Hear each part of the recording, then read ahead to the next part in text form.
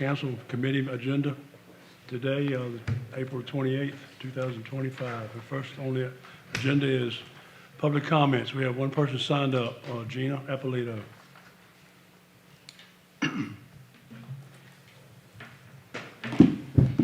Good afternoon, everybody. Is this working? It's supposed to be my eyeballs.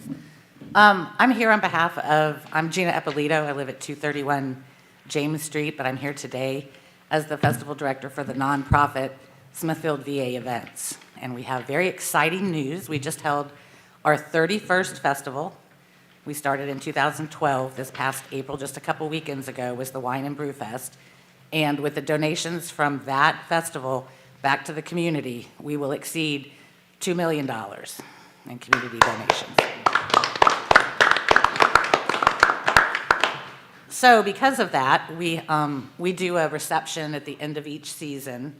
Well, we used to do them after each event, but now, since COVID, we only do them once a year at the end of the season, which for us is after Wine Festival. And so this particular celebration, which is May 7th, and you all should have gotten an email invitation for it, but I'm just kind of here to remind you to come to the reception May 7th, because we will be celebrating not only the donations from the Wine Festival, but all of our benefiting organizations and groups that have been involved with us this season, plus also some other dignitaries and sponsors and other benefiting organizations that over the last 13 years have benefited from the festivals that we hold at Windsor Castle Park. So I want to invite you to attend, want to let the community know about it. We also are, if anybody is interested, I am probably 2, maybe 3 years away, seasons from retiring. So we are embarking on what Smithfield VA Events has taglined Success Unplanning. So it's SU success-ION. So we are in the process of expanding our board.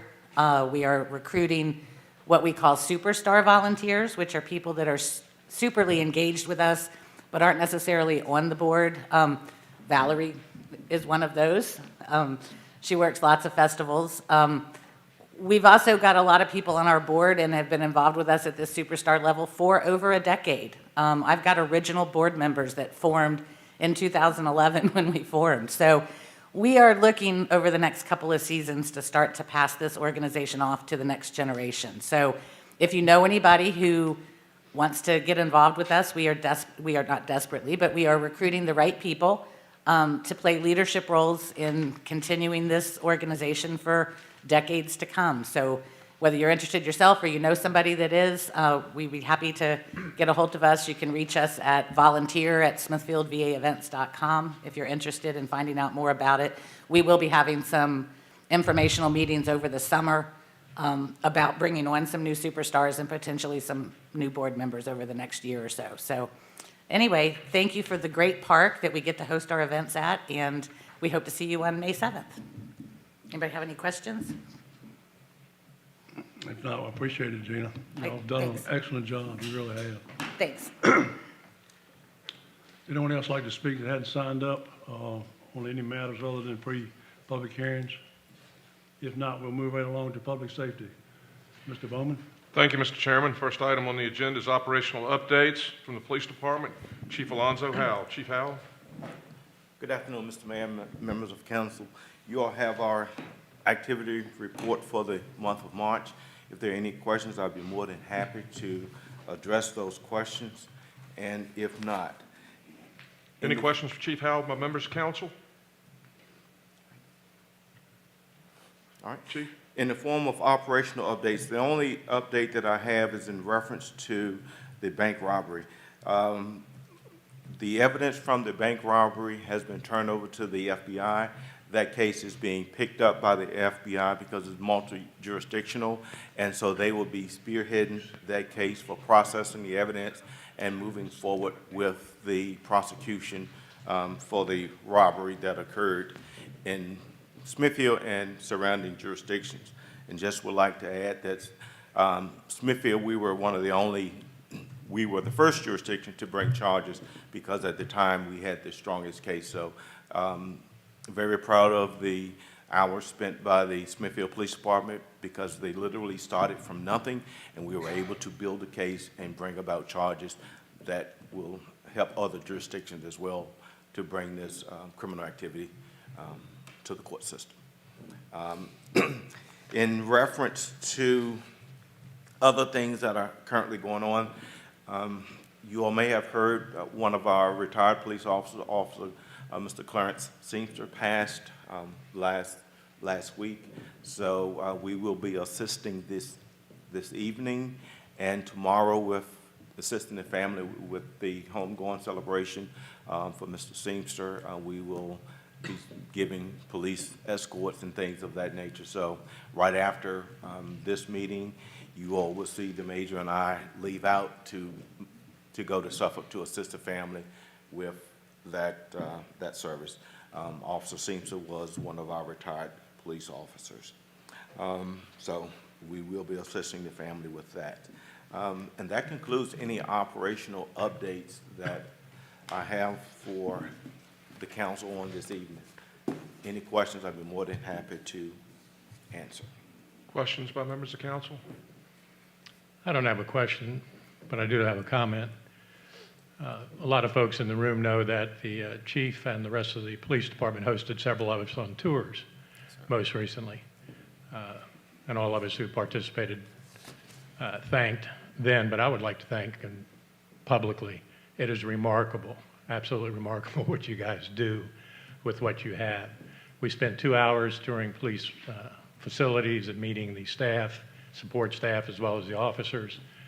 Everybody in this town owes you a debt of gratitude every day. You guys are doing a tremendous job, and I thank you for the opportunity to say that publicly and to have spent that day with you.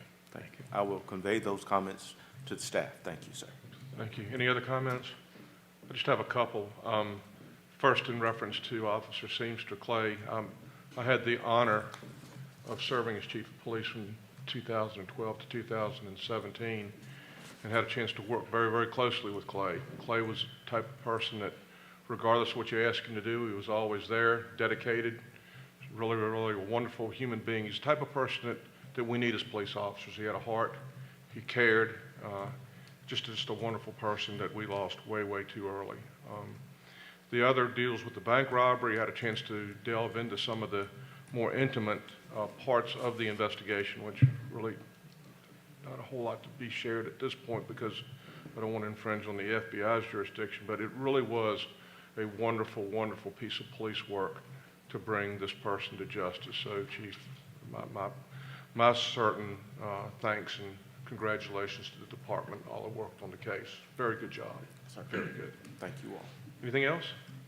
We have one other thing on the agenda as it relates to MOU. So, Okay. The next is operational updates, Smithfield Volunteer Fire Department. They were not able to attend today. Okay, how about the rescue squad? They met well. Oh, okay. Investigations memorandum of understanding. Major, is that yours? yes, sir.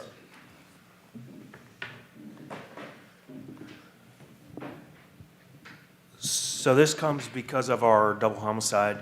We have a piece of evidence. It was a suitcase that we collected on the scene. The suspect stole the suitcase from the victim's home, assuming it carried something of value to him. He carried it across the parking lot and dropped it in a front yard of a home across Main Street. We recovered that. We sent it to our lab in Norfolk, the Department of Forensic Science. They did the testing that they do for DNA, which is high-touch areas, which is the handles, places that we're not entirely sure that this individual carried it because he carried it under his arm. So in our search to try and generate leads for this case, we came across a company who's doing a sales demonstration, and they do it's called an MVAC, but what they do is DNA vacuum cleaner almost, and they will run it across the entire suitcase, and the filter, which will pick up any of that DNA, is then tested. So we took this piece of evidence to them, and they, for free, vacuumed the suitcase, and they gave us the filter, which we've put into evidence. It's a newer technology. the Department of Forensic Science, the state lab, does not have the technology to test this filter yet. So for us to get this filter tested, we had to go to a private lab. In our search for a private lab, we had to run them through, get them vetted by DFS, because they have to work well with DFS. That's Department of Forensic Science. Yes.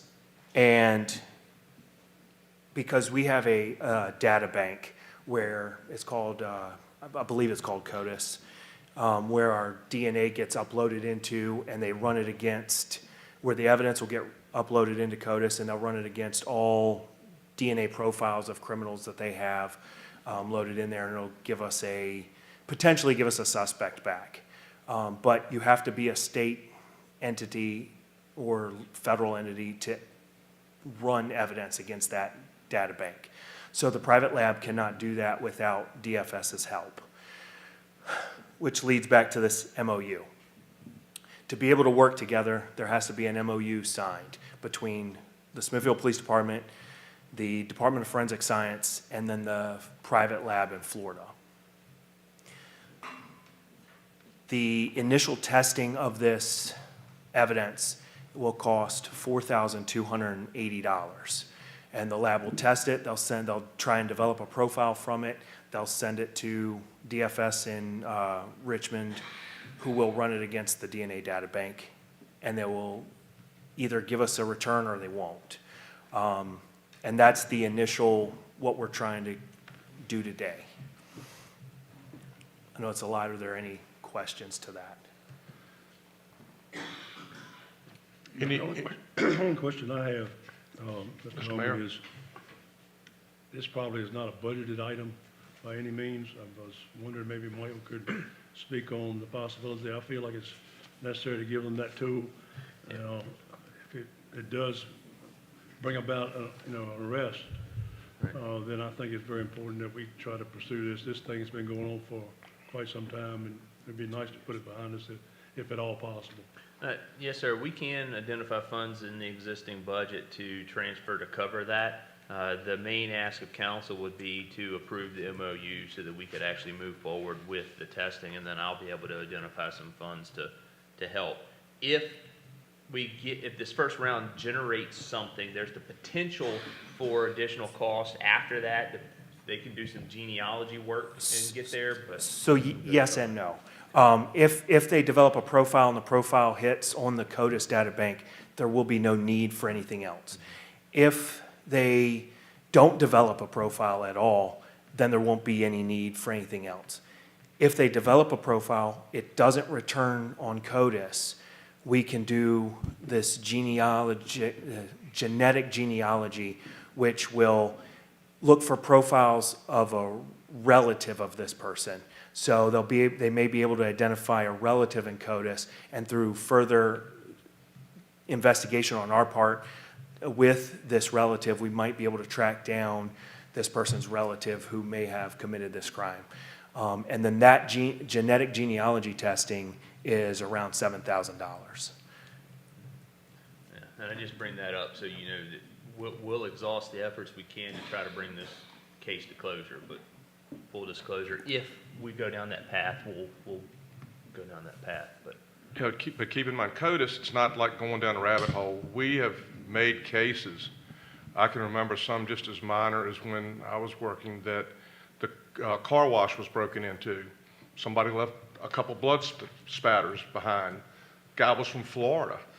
We made an arrest because the guy just happened to be living in Smithfield for those 2 weeks. Went over there and did $25,000 probably worth of damage to the man's equipment. So we've had that. We did council sales and service. They broke a window. Got a little bit of blood there. So, I mean, we have made, and Farmers Bank. A guy left his hat behind in the car. DNA was basically the thing that put us on the right track there. So those are three significant ones that we have done. And, you know, I think that to initially for $4,500 for 2 lives that were lost in the manner they were, I'm not going to use the term no-brainer, but I think we owe it to the family and the loved ones of those to to expend those monies to attempt to bring this matter to a conclusion. They deserve it, I believe. But we'll, any other questions? Because we'll have to move it on to the consent agenda, if that's okay with folks for the next. If you have consensus, that's what we'd ask for. Chief, y'all have anything else? No, sir. Please send my best to Clay's family. As I indicated to you, I will not be able to make it tomorrow because of an engagement that's mandatory. So, anyway, Thank you, sir. Thank you. Thank you all. Thanks. Any other questions for public safety? If not, that concludes the public safety. At this time, we have Public Buildings and Welfare, Mrs. Butler. I am chair of that committee along with Councilman Harris and Councilman Cutler. And Tammy, all 8 items are in your hands. Thank you. The first pre-public hearing discussion we have is for the cottages at Battery Park. The applicants are seeking a proffer amendment. This is going to be for the construction of 104 single-family attached condominium dwellings. This is in accordance with the zoning ordinance 3FB2.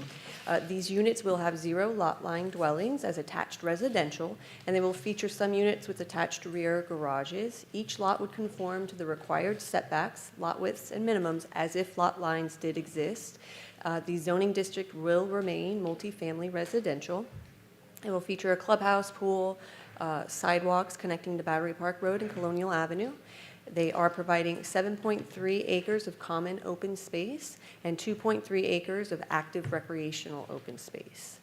In order to facilitate this project, they have also applied for 2 special use permits. This is relief from Article 3EI2B, which requires 1 recreational vehicle parking space per 4 dwelling units.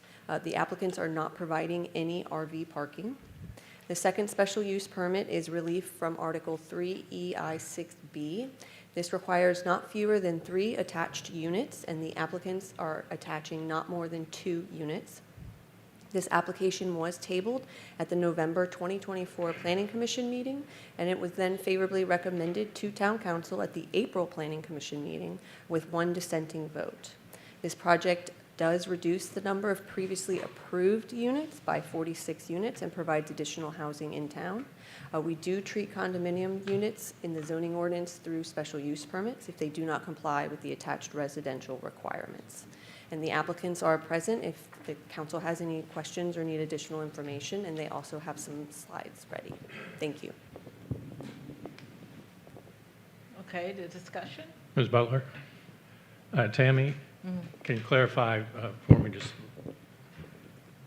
zoning recommendation? We treat condominium units in the zoning ordinance through SUPs if they do not comply with the attached residential requirements. Can you put that in a more layman language for me?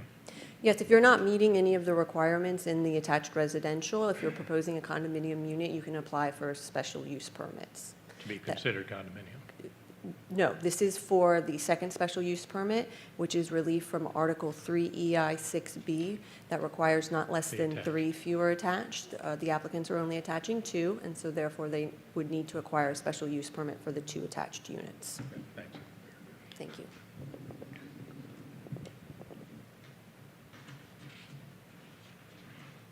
Any additional questions, concerns, comments, discussion?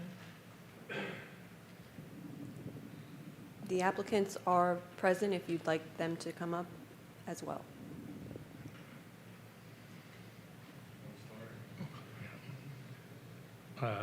Yes, I have a number of things, so you fellows might want to come up and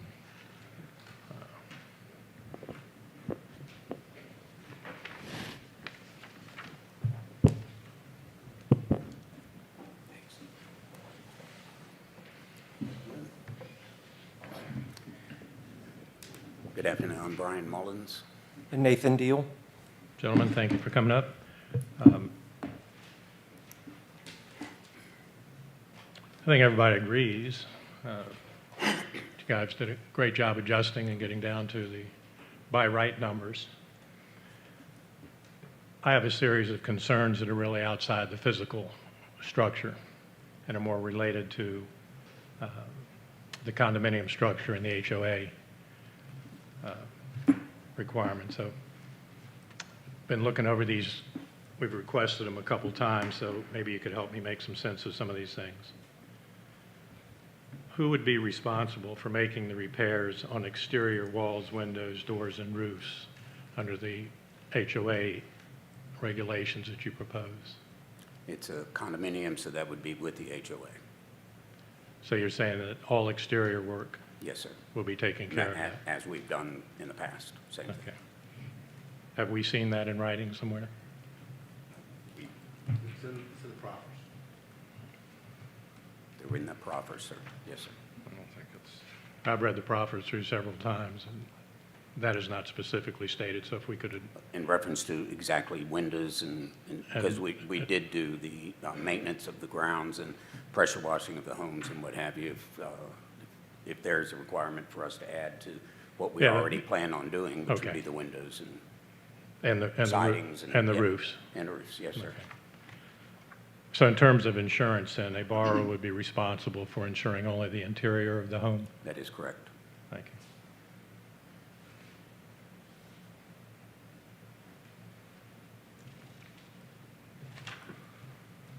you. The pumping station, again, being a newbie, a little bit unclear for me. What are the benefits to you as a developer to construct and own and operate and maintain the pump station? The on-site elevations are such that it's really not feasible to be able to get gravity sewer to serve the site, the entire site. So a pump station is going to be required due to the elevations. And what responsibilities fall upon you if there is some disruption in the service of the pump station? Yes, sir. As with the other ones that we've done in the past, we have a company, Virginia Pump, that does a monthly maintenance. And then they also are on call 24/7, just as if it was a regular public utilities from a municipality. But all of that maintenance is handled by the HOA. There's no cost to the city for the sewer pump station. And what is y'all's role in the original phases, stages of the HOA? Are you the operating? The developer carries it until such time as the HOA is solvent enough to be able to take over the dues and what have you as the sales progress.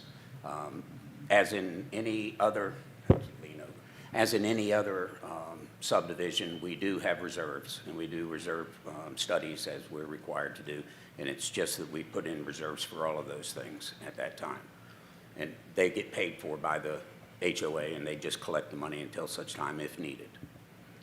When an assessment is necessary or a maintenance thing comes up and a lot of houses have not yet been built, is it typical to use a third party? As far as the management? No, in terms of evaluating the need or the contracts? Well, When you do we it- use a third party on all projects. It's a management company that starts with us at the beginning and then reverts to the HOA once it is in place. And we've used that for the last 20, 30 years, United Property, Can you share the name of that company? United Properties Associated, UPA. United Properties. That's Thank you. Bernie Gerblowski. I thank you for that so far. I've got a couple other things that I'm going to take a look at, but I know Councilman Cutler would like to follow up with a couple. Yes, Ms. Butler, I have a couple questions for the applicants. So I think the proposed HOA cost was $150. Is that still correct? No, sir, I never put out that. I'll be honest, the one that we started back in 2005, they were paying $3,800 per year per unit. I suspect in case of this, now that was in Governor's Point, larger homes and what have you, this one would be probably in the 300s. So 150, I certainly would not be able to approve that. In your other similarly built developments, have those prices remained static, and for how long? The prices are open market. I mean, the HOA rates, have they remained static, the same, and No, for how long? they go up with inflation. It's indexed on the end of each year. So at the current rate, Well, let me ask you this. How long do you warranty the pumping station and sewer installation? It's forever. So you maintain it forever? Yes, sir. Your company? There's no Not cost mine. to the We have a HOA? The HOA does it, and that's what we use Virginia Pump for. Right. So my question is, at some point, you turn this sewer and pump station over to the HOA for ownership, correct? Yes, sir. And does it have some warranty at that stage? It's covered for 5 years, it's covered for 1 year. If the pump breaks down the next day, We as developers do put a defect bond in place that's usually for a year, and then subsequently after that, it's carried through the HOA themselves. okay.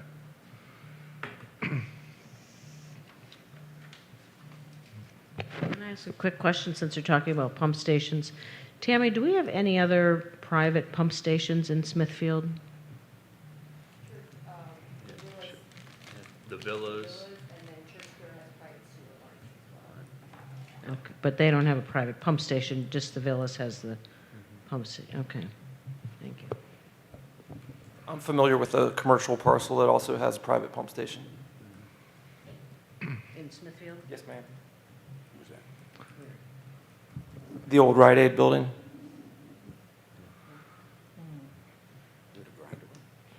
Which is actually getting revamped and replaced.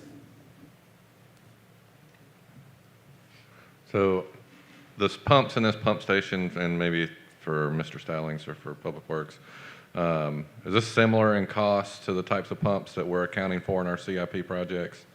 $70,000 to $100,000 refurbishment? If I may. yeah, go ahead. Typically, your town pump station is designed to handle a lot more units and a lot more flow than this, so those pumps are a lot more horsepower and do cost quite a bit more.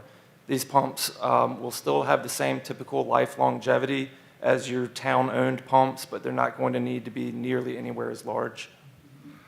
And if I may also, we do redundancy within the pump station itself. We have a secondary pump in case the first pump ever goes out, such that secondary pump, though it may not be the size horsepower as the primary pump, allows that time to go till the Virginia pump can get there. A typical one would probably be 60% of what the original one is, but there is redundancy in that. I will add, even though it is going to be a proposed private, it still during site plan review, they're still going to have to submit evaluations to verify that what they're building will actually handle these 104 units. Yes, your town engineers will be able to have a full review and input on these. So the neighborhood's a little uncharacteristic for the town, or at least appears to be on what's presented, and the nature of purchase. So I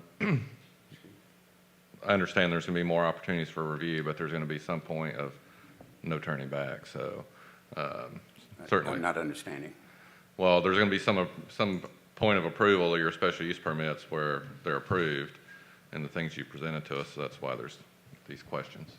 Is this related to the sewer or other items as well? Related to the overall cost of the HOA and the cost of repairing and maintaining these components over, some time period, say 10 years, 30 years. And If we step back and just look at it as a general picture, without specifics on pricing and input or whatever, I think it falls to be common sense that when you have a group of units like this and everybody's paying into an HOA, it's much more cost effective to maintain all these units spread over through the HOA versus each individual homeowner coming out and hiring Joe Blow to come paint their house one year and Company Z to come out and pressure wash another year. The rates that each unit is going to have is going to be much better than all these units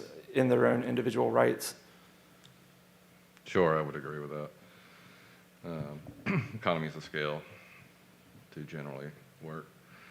And speaking of, so do you have an updated cost since your last proposal on what the starting price of these homes will be?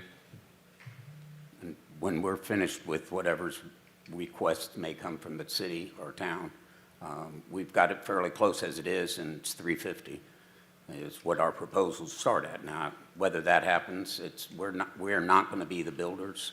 When we find that, once we have approval of whatever, then we will find out. Okay, who will be the builders? At this point, that's immaterial. We don't know. So you don't know, or it's immaterial? Both, if you ask me. And we have more than one interested party, so, as of today, no, sir. Would not be able to let you know that, but we do have interest, and very, very good interest. Okay. So what are the long-term costs associated with private road, private sewer, private water? That changes from year to year, and as such, again, the first one we did was over 20 years ago, and that has been maintained in Governor's Point throughout this entire time. Subsequently, again, the reserve studies that have to be done by law do account for everything that is being proposed from the HOA, such that it can be repaired or replaced in a set amount of time. So there's nothing that goes streets, sewers, all of that gets put into the reserve costs, of which they then collect through the HOA dues, annual dues. If for some reason there was ever a major problem, then I guess they would do it, which has never happened though, but I've heard of doing assessments. That's just never been the case as long as you maintain it. And Virginia Pump has been doing a very good job for us all these years. Okay. You mentioned private water. Per the request of the town, the water will be public to each unit. Oh, I understand. Yeah, I understand it'll tap into our water supply. And I noticed in the proffers, there was no addressing the impact on our school systems, and no mention of that. So I know it's not a 55-plus community, so is there no concern about the impact to our school system? We did not receive any comments from Isle of Wight County Schools. We sent the project. They had already accounted for the 150 units that were originally approved, but we did not receive any additional comments on this project. And we're less than even what was counted at that point. So the impact will be positive for the schools because there will be less units less kids generated than is approved. Well, positive in the sense that there's fewer, but with our schools, particularly our middle school, at near capacity, your perception of positive on this might be a little different. Oh, I'm sorry, the head count from the 150 is already baked in the cake, so the study that was done already had assumed that the children from that 150 were there. Whenever a project is rezoned with that, every study takes that into account. So that was done years ago, and now we're actually lowering that number. Totally understand. Okay. But in addition to that, we have Mallory Point, we have the Grange, we have other projects in the county outside the town limits, and every developer's project affects our school and the quality of our education and the capacity of our schools. Mr. Cutler, the problem with this whole, you're exactly right. The problem is that the state law, if they offered you the money, you couldn't accept it, because the school has not identified school improvements in their CIP for which they could be assessed. And so I'm representing somebody at the county. We just went through this the other night, and the county attorney's sitting there, and the planning commission is asking the same questions and raising the same issues you are. And the answer to the question is, if the school doesn't identify needs that are included in the CIP, if the developer wants to give you the money, you can't accept it. That's what the law is right now. It's exasperating and frustrating for everybody that deals with it, because you make very good points, and the planning commission out there made very good points, but that's the situation we're in. And the school is not as, everybody has a level of frustration with the school because they have this proprietary program about impact on schools, and they either give you a number or sometimes they don't, and they don't give you a lot of information about any of it. Can we? Yeah, so, and I appreciate that insight, and I am new on the council, certainly don't have all the answers, but I did recently attend training that the town sent me to, and it was to become a certified planning commission member. And part of the discussion that was had there was, as it regards to proffers for schools, that their contention was that builders and developers certainly can give funds to schools. And the attorney that presented there spoke similar to what you're speaking, that you can't demand things, but they can solicit things to your schools. And then I watched, as part of that course, I watched the Suffolk Planning Commission meeting, and I watched a builder, a builder that we've seen come here. What's the lady's name? It's Melissa. Venerable. Yeah, presenting in Suffolk for a development that they wanted to build there. And before questions were even asked, as part of their presentation, she said, and I don't have all the facts on this case, of course. It was a homework for the course. But walked in and said, there's going to bring, say for numbers' sake, 100 students into the school. Here's your formula. This is what Suffolk requires. So we're prepared to proffer $3 million for your students. And it was very, very cut and dry. So that seems at odds with what you're saying. But we don't have any guidelines like that from the county whatsoever, none. I understand. And of course. But what you're saying is about the law is true, that you can't, if your school doesn't identify a need, they can't even donate funds to your school. Then how could the city of Suffolk have an equation? They may have schools identified in their capital improvement plan.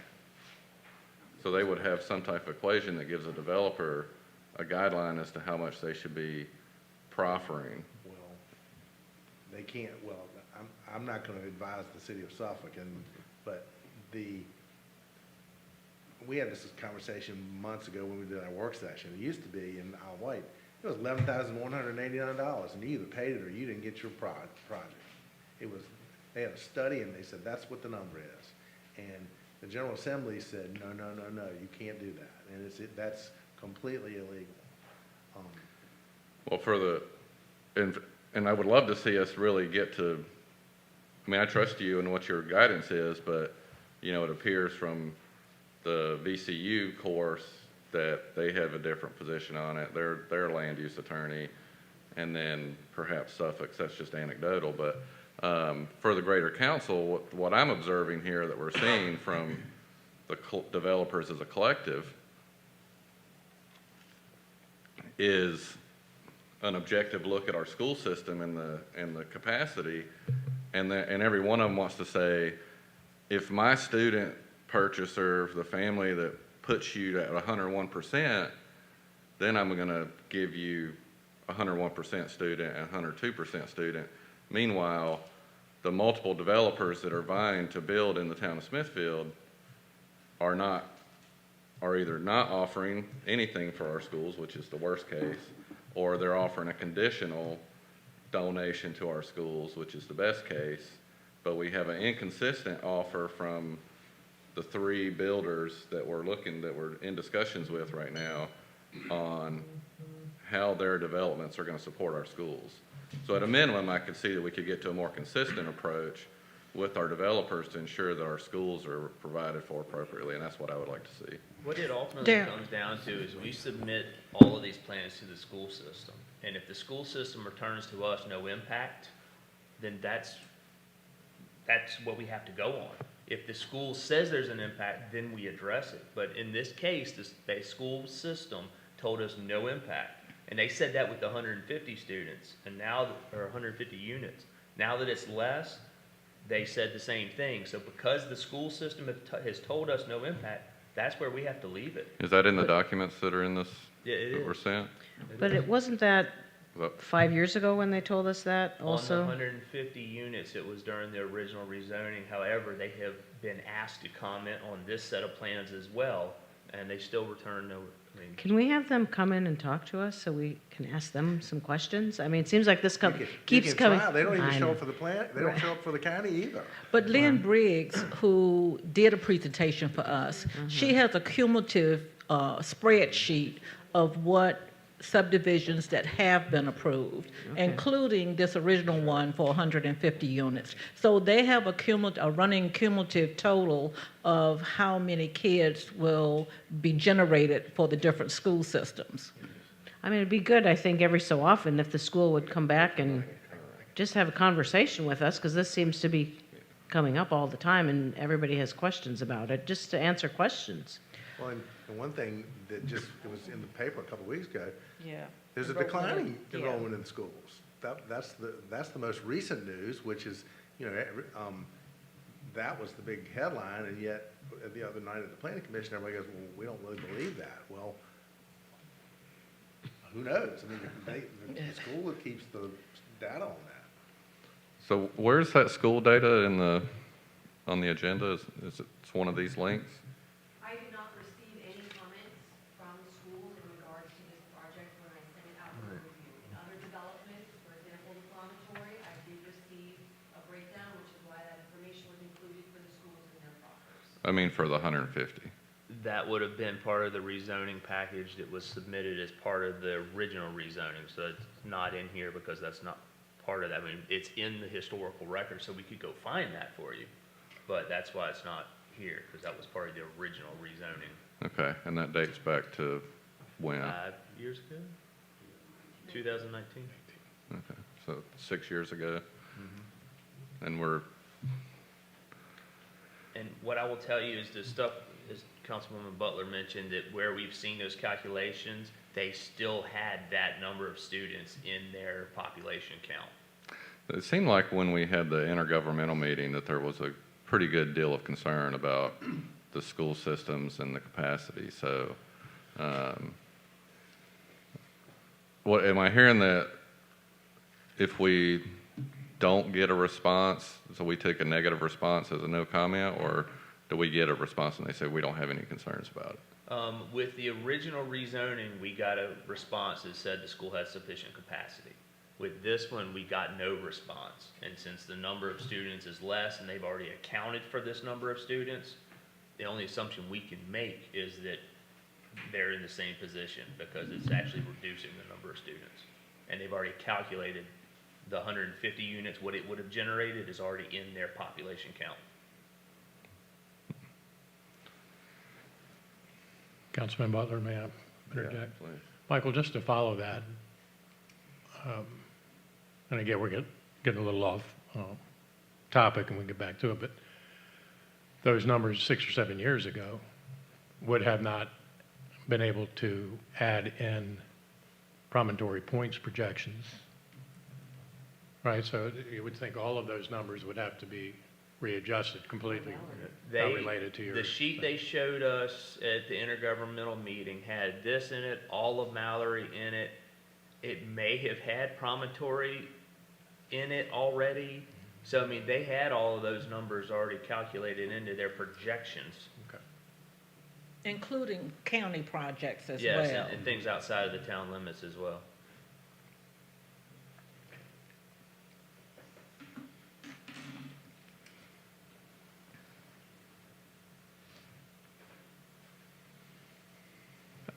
Couple more questions, Hans. I'm still not real clear on the concept under which this project goes forward with condominium use of the land. So all of the land is commonly owned, correct? So at one of these past meetings, the explanation came forward, if Johnny wants to build a fence or a fire pit in his backyard, he can do that? They would have to go in front of the HOA just like would anyone else make an application for it, but in the rules and regs that we're going to be presenting, there will be no fences allowed.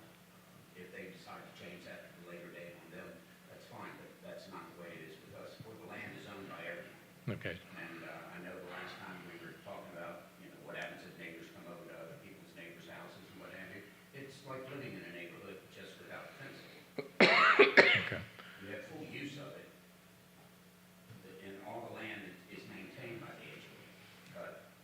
So an individual purchaser then in the original stages, buyer number 10 and 11, could not put up an enclosed backyard without permission from the HOA, which at that time would still be controlled by the developer, I would assume, if it's just, And I assume that you have a format in which you have to apply for a permit to put that fence up, which that would be part of it, as the HOA given permission to this. okay. And a sort of follow-up to that, in the listing price, garages are included, Yes, sir. correct? One of them has a car ramp. Right. Does the option now still exist to no garage? No, sir. So every home will include a garage in the base price, no option for the purchaser? Absolutely. Thank you.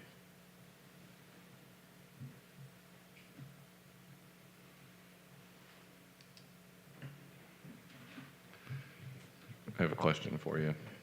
Based on the history of your neighborhoods that you built, you mentioned one that's been there for 20 years. So in a catastrophic scenario, what is going to be the HOA's biggest cost? One front cost, one-time cost, excuse me. I could not even begin to speculate on an obscure question, I'm sorry. Okay. Don't know what So for example, the pump station that you intend to build caught on fire and burned to the ground, and they had to replace it. And they had a one-time cost for that.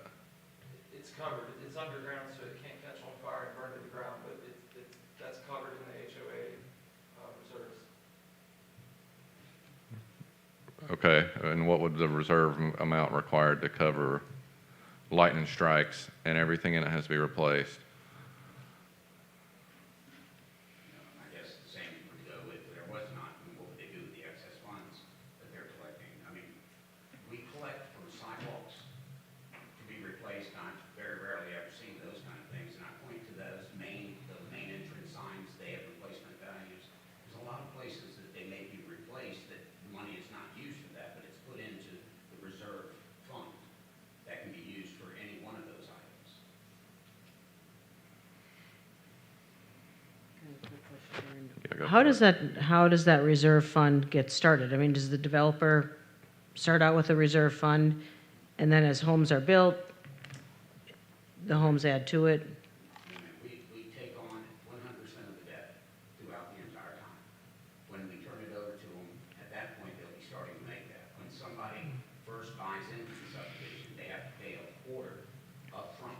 So they're paying for 3 months up front, and then they start making their payment, as is in most everybody's HOA. So they have that upfront start money. We'll be at the project for 3 years doing it ourselves, and by that time, there'll be several more houses needed to do the reserves. And is there at what point does the occupancy or whatever that the HOA takes over? When it's all done, when it's 75% done, or? When they are able to sustain. Okay. They're able to take. And that will happen before the end, obviously. Okay, thank you. And no, ma'am, we don't, one last thing, we don't set the condo fees, it's the third party UPA that does. They go out and do all the reserve studies, then they come back and say what the HOA dollar needs to be. Are the driveways still stacked parking, single? Negative. Okay. It's a single driveway at the front, it's not working. There's a single driveway at the front of the street, I don't, Tammy, if you don't mind zooming in, there's a pull-out, if you will, halfway back there where a car can pull off, and another, the other car can pass. Okay, So thank you. we were able to remove that SUV. So why are you building private roads, sewer, water, as opposed to building something that's turned over to the town? That's what we care to do. The previous project was Same thing. same thing, and though the product was not what we were looking for. Darren, I think the villas are operated like that too. Their roads are private roads. I don't know about the sewage. Yeah, their Do pump they own, station they, is they own, private. they own their pump stations as well? Well, the reason I'm asking that is I think we've run into some scenarios with places around town that maybe they would like the town to take over their services, or they would like to be annexed by the town, but they have poor services because they were perhaps because they were installed by, as a private service, vice a public service, to the standards of the town. Now, we say when we have a builder build such as Mallory, right? Mallory's sewage and is going to be turned over to the town, correct? But what we state as a caveat with that is that it has to be built to our town standards. Correct. So that's kind of what is at the heart of my question of, why would we build a private system and have a small cohort of residents continue to pay for it instead of build something to the town standards and turn it over to the town for the town to maintain? And then the wealth of the town supports that system instead of the wealth of 104 residents. Councilman Cutler, I think I could answer that question for you because I did ask that exact same question. I don't remember the circumstances, but the bottom line is the villas have chosen to keep it that way so they can control ingress and egress and solicitation and different things through there.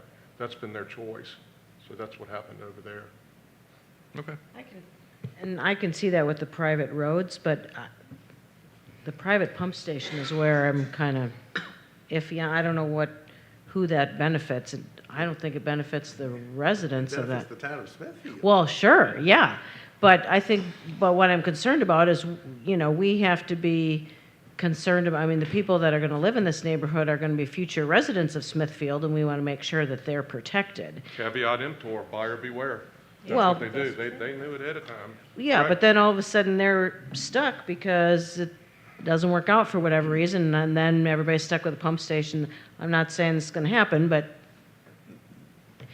I just don't know what the advantage is for a resident to have a pump station. I get the roads, that makes sense, but a private pump station, that doesn't seem like that makes any sense to the residents. You'd have to ask them. I did, and everybody else answered except for them. That was the question I asked. Request that they did not want a town pump station to bring into their system. I know a pump station sounds complicated, but they're not really. It's a vault in the ground with a couple pumps, and the pumps, to be honest, are not extremely expensive when you're looking at a project with an HOA like this. If it was you as a single home with a pump station of this size, it might be a different case, but a pump station of this size wouldn't be sized for a single family home. So there's not a lot that can go wrong with a pump station. And as I said, the town engineer did not want a town maintained pump station. And that, One step further too, in Windsor, those homes are fed through through grinder pumps on individual homes. You'll see that in front of each of the houses. So their grinder pumps are per house that gets put into a regular collection gravity system. yeah, I appreciate that perspective, particularly your response, Mr. Deal, but we happen to have just gone on tours with the Public Works folks, and the pump stations are appeared to be our biggest, time suck for labor and parts and things like that. So, you can imagine the majority of us just did that, so we have some questions formed by that.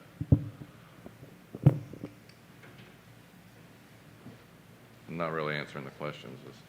But the last comment that I have, I believe, is back to the schools thing, is that we have an inconsistency. So what you would see here, let's say theoretically, Mr. Deal starts these homes and the promontory starts at the same time. Now, promontory has said, every student we get you over 100%, we're going to pay you some money. Well, they have not said that, right? So let's say theoretically, promontory builds out and gets to 99%. And then cottages builds out and gets to 103%. So you can see in this scenario, our school system got $0.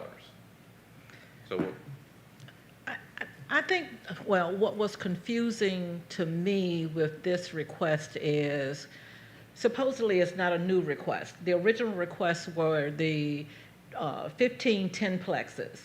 And with that project, we had all the agencies to report back to us.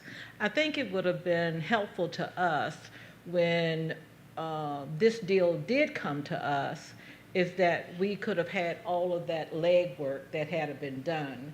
So then we would have seen how many students would have been generated for the 150 unit. Because a couple of things, I'm confused. Did we ask the school system with this request? Yes, we did did. ask them. We sent out an updated general development plan and informed the schools that they were reducing the number of units. We did not receive any comments on any projected generation Did we or call them? exceed capacity.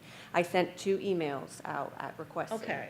Do we still have a copy of the spreadsheet that the school system presented us with the subdivisions on it? Because if the 150 unit is already included in that list, then the students have been counted for this particular project. That is correct. The 150 was included on that spreadsheet. Okay, so that would be irrelevant then to No. what Promontory is going to have. No, it wouldn't. You're missing you're missing the point. The point is that in their proffers, they say we're giving you 0. Promontory says we're giving you money, right?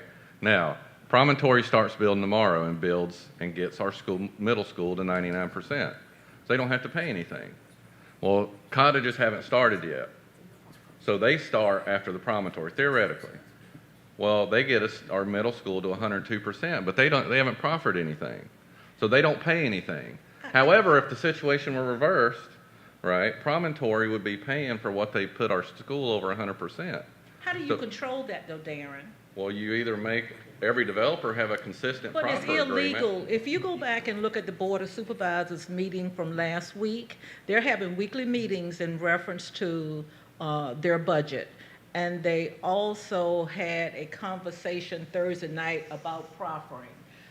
Bobby Jones did a very good job to say what was legal and what was not legal. He said that if it's not in the CIP plan for the county, that we cannot accept funding from a developer for a school because the school has not made a strategic plan providing to say we're at capacity or we're building a new school. But I think we could all agree that if the school system told the promontory that your students could put us over 100%, then it's perfectly reasonable in the time that has elapsed that the cottages could be the development to also put us over 100%. But you can't, the difference, Mr. Cutler, is they have an approved project and have vested rights. The promontory is an application. That's completely, that's apples and oranges. That's the I agree with- that's the exact same thing I said in a committee meeting about a month or so ago about us catching pluperfect heck over developments or whatever when some of these things were conditioned when I was 15 years old or 20 years old. And that's kind of what we're confronted with. Look, I've been sitting here listening very intently, and your logic is certainly not flawed. It is not in any way, shape, or form, because why does one get a break when they may be the trip point? And Well, and it's not too late. They're requesting a proffer amendment, right? There's no reason they couldn't amend their proffer based on the current set of circumstances. But the circumstances say they don't impact the school. In 2016, but now we have the school saying building now does impact our I'm schools. just going to caution you to be That's very not what careful that about what said, you though. say about schools, and you have to be, you can ask the question, but you may not insist on proffers for schools in connection with a zoning application when the warrants don't justify it. You may not. I'm not insisting on anything. That's bright line law, and I'm just telling you, it's just for the record. And Darren, quite honestly, Councilwoman Butler and I went to the same training together, and there were some things. I'm not at all professing to be an expert, but there were some things that were in conflict with what we were being told there versus what we experienced here.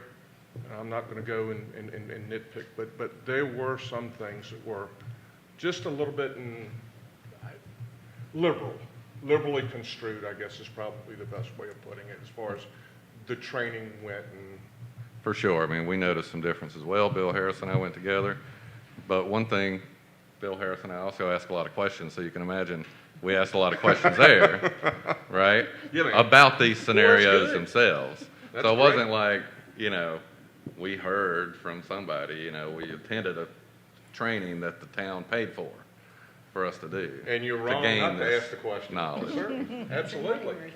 So I guess, for the council and Mr. Stallings and Mr. Riddick, I mean, I would like to see if we can take a new look at this, or, a new approach, a different lens, whatever you want to call it, and see if maybe there's some way we could do this a little differently or a little better to make sure that even though we don't own the schools, right, but we pay county taxes into it just like every other resident of the county.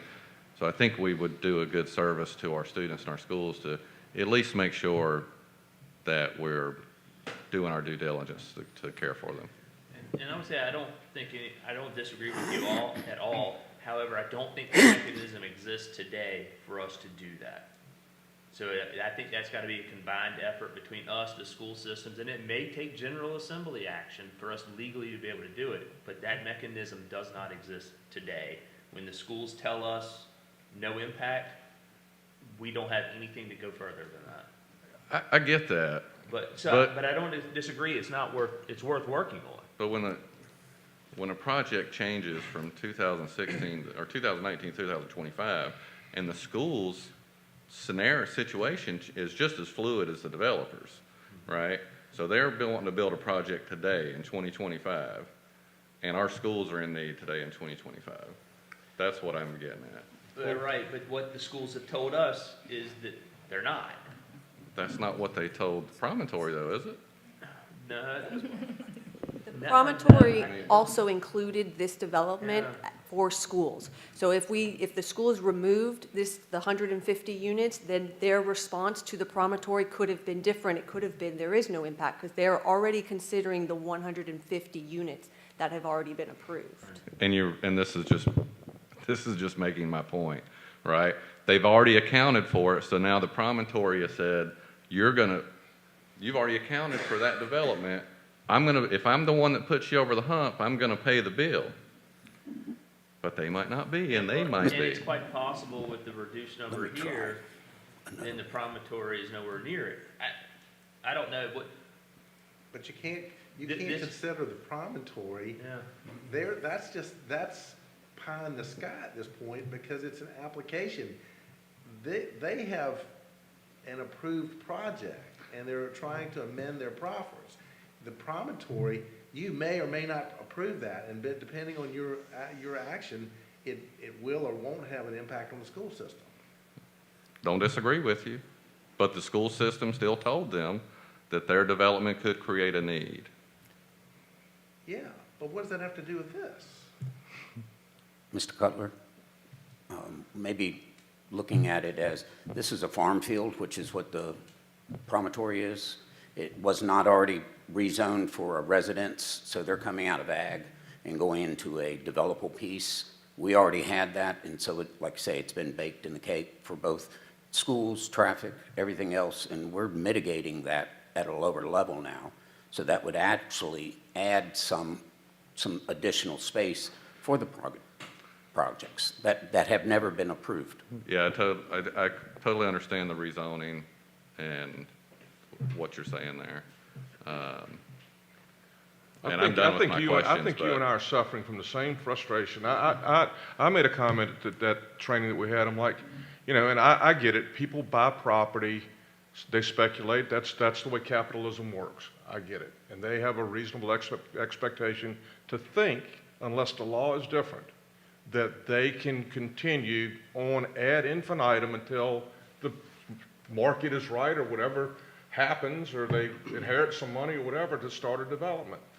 I just think it's really difficult for us to sit here and, as regulators, because that's what we are at the end of the day on certain matters, to be responsible for something that was zoned 20-some years ago, and now it's laid right in our lap. I know I'm probably whining, but that's just the way that it is. I just have a difficult time because it all falls exactly to your point. Well, Circumstances change. Circumstances are different.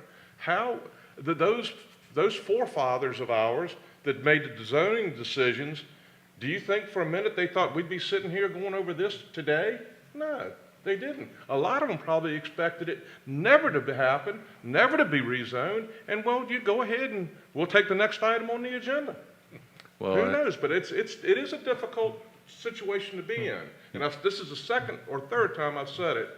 Maybe, but that's the way I feel about it. Yeah, and it encompasses everything that you're saying. That being said, they are where they are. As Mr. Riddick said, they are positioned where they are, and unless I'm wrong, we have what we have to deal with. Well, just as simple as they're setting this proffer amendment, if the developer wanted to, they could proffer whatever they wanted, and they could write in there and say exactly what the promontory's If proffers they wanted say. to. If they wanted to. But nothing says So they that's have what I'm to. getting at. It's not Yeah. impossible. We're not written in stone at this point. Everything is still in negotiation. I think, though, if you use that as a rationale for denying, then we might have a problem. Mr. Reddick? Absolutely. Yes, sir. Right, wrong, or There indifferent? used to be. That's They used where to we're have hung up. Impact fees. It was just a number. Every locality had impact fees, and it was the cost of doing business. It was easy. And then it got to be voluntary cash proffers, but had to be based on a cash proffer study. And then that's gone too. And what was really voluntary? That was the hang-up. What was really voluntary? It wasn't, because it was, if you didn't pay the number, you didn't get through the project. And that's what hung up the General Assembly. And that's what the law, and they have made it really, really difficult for localities. Well, when we're done, we can discuss some more about the discussion in the course. Any more comments or discussion, Mary Ellen or Jeff, Mike? Well, I want to just ask about, sorry, I need to put in letter F, where it talks about the condominium association shall maintain all common area to include the clubhouse, pool, landscaping, turf on the property, contract and pay for the power washing of all units in common area buildings, not less than 2 years. But that doesn't say anything about roofs or siding or, maintaining, just talks about power washing. It doesn't talk about actually, it doesn't say roofs at all, so. I believe Mr. Harris has that at the beginning on windows and roofs. And Okay. Whereas that is, if it's not written down, it's certainly the way we've been doing it for 20 years. And Well, we can certainly add that to the prompt. Yeah, I think that needs to all be in writing. We've had that discussion before where other things haven't been in writing and they have nothing to fall back on. So I think it definitely needs to be in writing. All of this.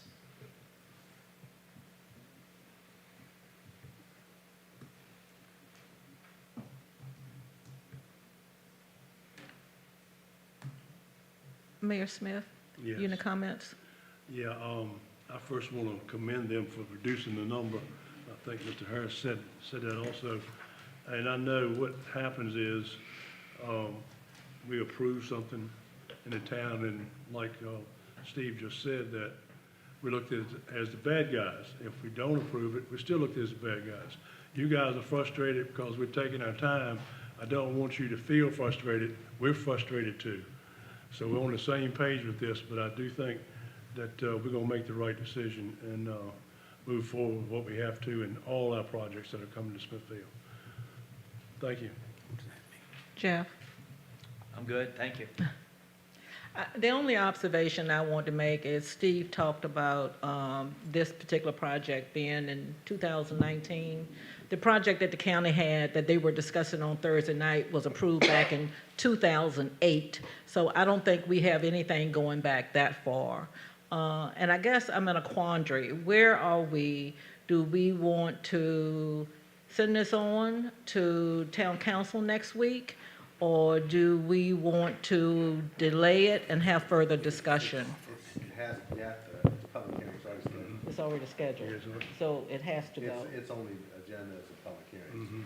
Okay, so I guess after the public hearing, then we will finish our conversation. The applicants had indicated that they would have an updated proffer statement provided to me that I can send out to, within 24 hours approximately, that I will email out, including that amendment to item F. Okay. Can I make one suggestion? I'm sorry to come back in, but on the school issue, there's been some question about, well, they haven't made any comment. Can we be a little bit more forceful and ask them to please make a comment stating there is no impact, there are impacts, just to make sure something didn't fall through the cracks and we didn't get a comment, so something definitive is there. I would feel a lot better about that. Maybe it's just the nature of me, but I think that would be a lot better. I did send the email requesting comments. Not only that, I received an email back asking her to remind me the number of approved units, at Well, which you point can only do what you can do. I then. told her That's that it fine. hadn't been approved. We were still trying to solicit comment. Thank you, Tammy. Thank you, sir. Thank you, ma'am. No more discussion, we'll go. Yes, move I'd like on. one more. So you're going to draft the new proffer statement? Would you make sure that We'll add to it. the specifics that we discussed earlier, Ms. Biebermeyer just brought back up? That would be the only reason to. Great. Thank you, sir. Appreciate that. We did that from Planning Commission as well. Is it okay to move to number 2? Pre-public hearing discussion on 219 Battery Park Road, special use permit. Yes, thank you. The applicant is seeking approval for a special use permit under Article 3KC16. This would be to allow outdoor storage. The applicant will store not more than 6 vehicles at a time for not longer than 2 weeks, and all cars will be concealed behind the fence. This application was favorably recommended to Town Council by Planning Commission with the condition that cars can be stored up to 30 days.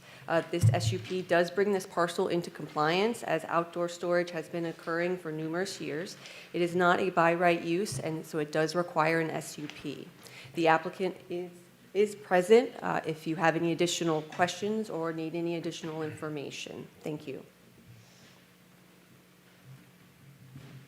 Does the applicant want to come forward?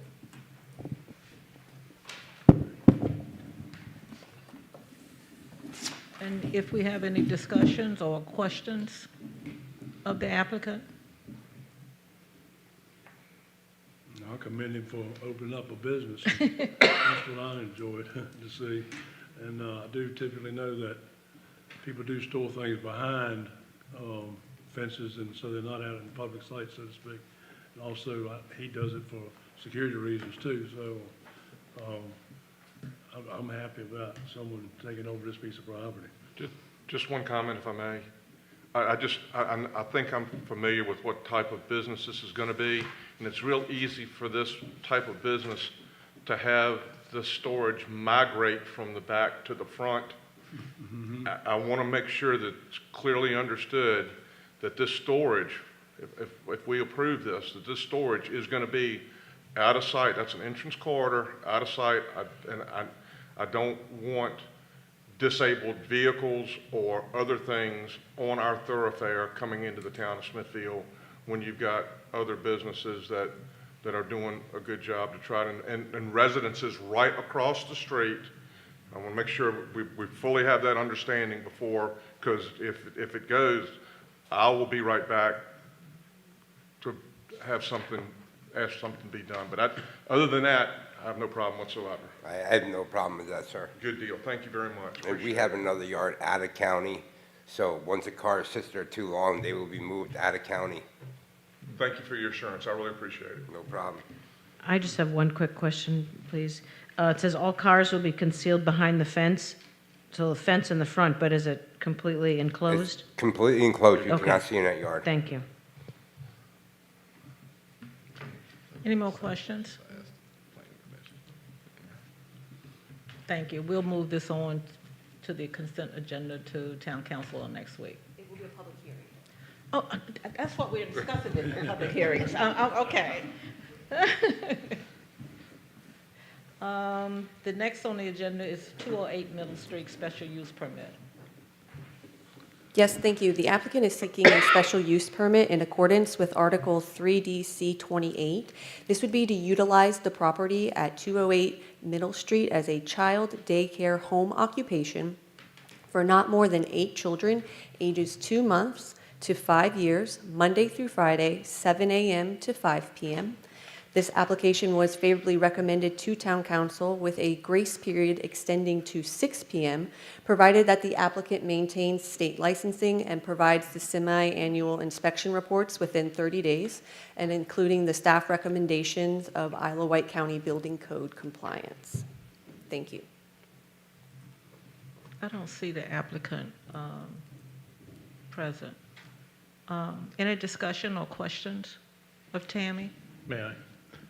Tammy, since the applicant is not here, and I did not see in the submitted documents, do you know if they plan to fence the outdoor play area? I do not. Again, any requirements from Isle of Wight County Building, That is a state requirement. if they require it, then the favorable recommendation was to include those requirements in the approval. So if it was required, they would then have to comply with that. Did you say that is a state requirement? Yes. Okay. That was the only concern I had too, was the 60 square lack feet, of 4 fencing. feet high. Ms. Well, I have a question for Tammy. Tammy, who does the inspections on these daycares, these small daycares? Does the state do that? They are required to be licensed by the state. It's my understanding from the Planning Commission that there are 2 inspections. They are somewhat planned ahead where there's a window of opportunity where the state inspector is going to come to do those inspections.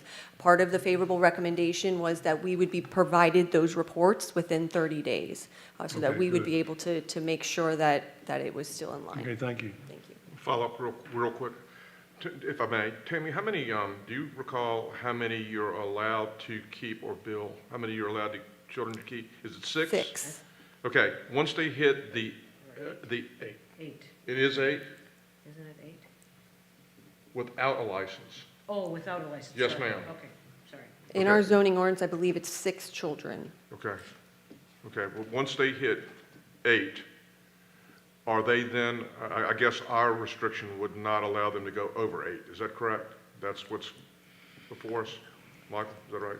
I believe our zoning ordinance allows up to 10. She was told by either the county or the state for the licensing that she could only have 8 in that location. Okay, maybe it's based on size or whatever, but anyway, that's fine. I just didn't want the licensing, which sounds like a good thing at face value, to become a vehicle to expand beyond 8. That was my No, concern. this special use permit would only allow 8 children.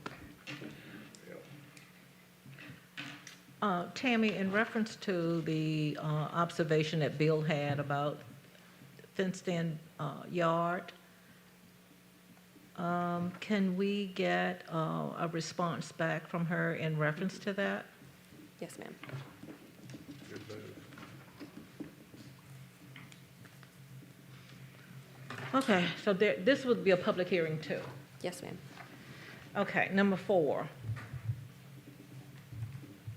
105 Lockerbie special use permit? Yes, thank you. The applicant is seeking approval for an accessory apartment. This is in accordance with Article 2Q. The apartment resident is related to the owners of the primary structure by blood, adoption, or marriage, and the primary structure will continue to be occupied. They are proposing a 655 square foot accessory apartment located over a freestanding 816 square foot garage, which is in compliance with Article 2Q 8A. The structure will be approximately 18 feet in height. This application was favorably recommended to Town Council at the April Planning Commission meeting. Again, this will allow the applicant to have an accessory apartment. It is not a by right use and does require an SUP. Thank you. Any questions or comments? Yeah, just one. Darren, I have not watched this planning commission meeting. Can you kind of bring me up to speed? Was there any dialogue behind this? Was it? I'm sorry, this was the meeting that I was out of town on. Gotcha. I can elaborate. Yeah, There please was, it was a favorable recommendation. The applicant was present. There was not much discussion surrounding it. They did not identify any negatives to it. We do have a very strict accessory apartment section in our ordinance that does require the SUP, requires affidavits and annual renewals, and so it is quite rigorous.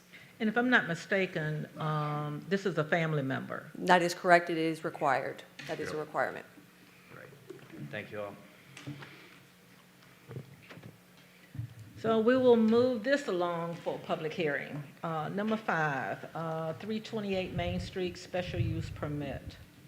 Yes, thank you. The applicant is seeking approval to rent 328 Main Street, which is an existing single-family residential dwelling, as a short-term and long-term rental property. According to our zoning ordinance, short-term rentals as principal uses are permitted by special use permit only. There are no changes to the property proposed in order to accommodate this short-term rental. This application was favorably recommended to Town Council. It does provide additional accommodations in the historic district. It is not a by right use and does require an SUP. Staff suggests that any approval should be conditioned on the applicants following the conditions outlined in Z1A through 1I, except for B. And these conditions do require a signed and notarized short-term rental affidavit. Thank you.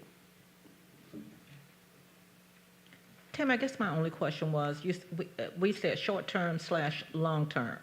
This is a short-term rental. That is correct. Potentially, it might be used as a long-term, but right now, the applicant is applying to use it as just a short-term rental property. For 105 days. To exceed the 104 calendar nights, correct. Oh, okay. If I may, so, and that means it can be rented 365 days a year as a short-term rental. Do we have any requirements for parking for short-term rentals in our zoning ordinance?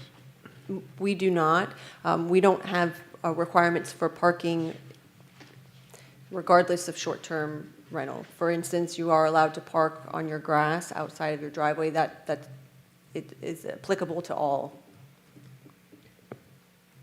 So it's fair to say that no parking, you're not required to provide a single parking space for a short-term rental. Is that correct? I'd have to go back to the affidavit. I don't believe we included anything on parking. Okay. Yeah, I didn't think I saw anything either. Thank you. Tammy, I correct me if I'm wrong. We already have 4 units downtown that are short-term rentals that have SUPs for short-term rentals. Correct? This would be the 5th one, and they're all downtown. I mean, only downtown. We have 3 approved special use permits for short-term rentals. This would be the 4th short-term 4th. rental Okay. SUP. Oh. But yes, they are all downtown. Okay. And the other question I have talks about, to Mr. Cutler's point, the driveway, the parking. Pretty sure that the driveway is a shared driveway with the next door. I would like clarification on that, to make sure that the driveway isn't blocked for it would be 326 Main Street, I believe.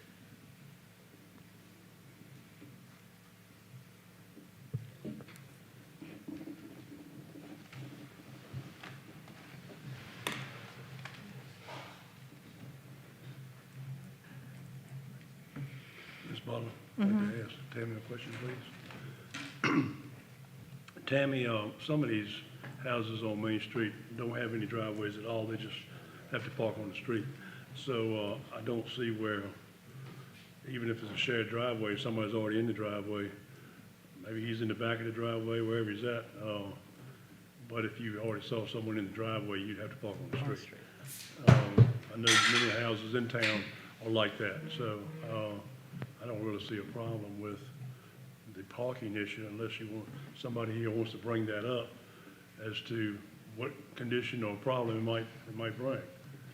Well, I just think that if it's a short-term rental, that shouldn't impede on the neighbor's ability to use their driveway as well, you know. I can, by law, if you are on private property and blocking someone's driveway, that is not the town's purview. It becomes the purview of the private property owner, who then may seek the services of a wrecker truck and have it removed from their private property. That's the way incursions occur in driveways that are private property. Okay.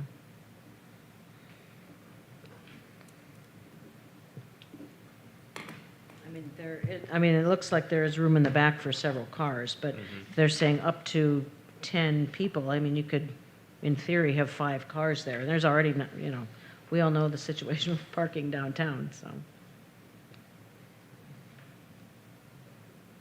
Hopefully they're visiting our merchants. Any more discussion? This is Bill? still you. May I? You may. You've got the big one today. It's too bad that the applicant's not here.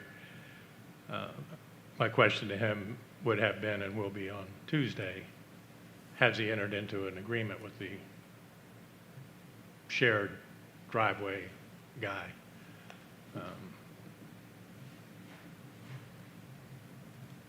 And second, since it actually is my backyard, so this could be an OKINBY thing. On and off since the restoration or refurbishing of that house over the last several years, it has not been uncommon for 3 or 4 cars to be in the back of that building. There is more than a little bit of room there. But I think it's important that we have some understanding of what negotiations have taken place, because that would be a hoot if the guy on the right has his car there and then we don't have any room for the visitor. So that would be something I would like to see followed up on. Or vice versa. Or the vice Having, versa, sure. sure. Having their, being blocked in your own, having your visitor. driveway blocked. Right. Tammy, did that come up in conversation on the planning commission? No, ma'am. And hypothetically, if he has not entered into an agreement with the shared driveway, will that pose a problem? I'm assuming that there's some sort of ingress, egress easement that's recorded for the 2 properties. Again, even if it was rented as a long-term rental, which is by right, he could still encounter the same issues that we're discussing. Just making it a short-term rental does not take that away. Okay. I just think it has the potential for more cars parked there, more potential for blocked driveways. That would be my concern. Yeah, I think that it might be a good lead-in to, not necessarily for this application, but a necessity to review our short-term rental ordinance. Some of the questions that we're having, maybe best addressed by amending or changing our ordinance. If you have a Airbnb that's rented for 10 people, the capacity of 10 people, theoretically, as Mary Ellen was saying, you could have 10 cars. A lot of people, have concerns about parking in downtown. And so we take a place that on average has 2 cars. We put 10 cars at it, 104 days a year. That is certainly a concern that could be addressed in an ordinance. Oftentimes, Airbnbs will have a limit. Say, you can have 10 people, but you can only have 3 cars. Things like that. So I think the last one of these that was approved, wasn't it subject to review after 1 year? Correct. Institute Street. Yeah, maybe that's what we did for the one on Institute Street, to make sure that things were going like they was, because it is. Before we kept getting more of them. Right, are you saying that we don't get locked into? right. Okay, well, that's good. Yeah, that's what, it came up for review after 1 year, and I think we've already been through the review on that one, haven't we? The first one was 1 year and then 2 years thereafter. Every 2 years thereafter, to make sure that there's not problems and that the owner is in compliance. Because you can revoke it. Okay. And I think that was that's not one of the conditions in this, though, is it? No, But it could be. correct. Tammy, grounds for revocation exist within the zoning regulations as is, right? So the applicants are signing an affidavit saying that they're going to abide by trash collection, noise, things of that nature. The idea with the Planning Commission is after that 1 year, they were going to review it and see if they had received any complaints about it and make sure that it was still operating the way it was intended.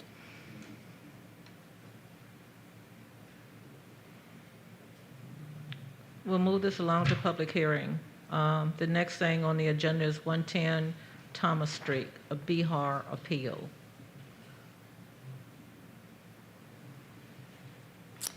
Yes, thank you. The applicants are appealing the Board of Historic and Architectural Review's March 19th, 2025 decision. This resulted in conditional approval for the proposed exterior changes to the single-family dwelling located at 110 Thomas Street, which is a contributing property. BHAR did approve all requested exterior changes as presented, except for 2 requests. The applicants wanted to wrap the existing wooden rakes, trim, and fascia with white PVC-coated aluminum. The BHAR approved the replacement with solid PVC material. The applicants also wanted to cover the existing wooden soffits with new white beaded vinyl soffits, and the BHAR approved the use of Hardy branded or an equivalent composite material for the soffits. The use of vinyl products has generally been discouraged in the historic district. In the attachments, we do include excerpts from the historic district guidelines that address the treatment for historic materials, including wood, and address alternative materials as well. According to the appeals process, this application is forwarded to Town Council for their review and decision. The applicant is present if you have any additional questions or need clarification. Thank you. Applicant wants to come forward.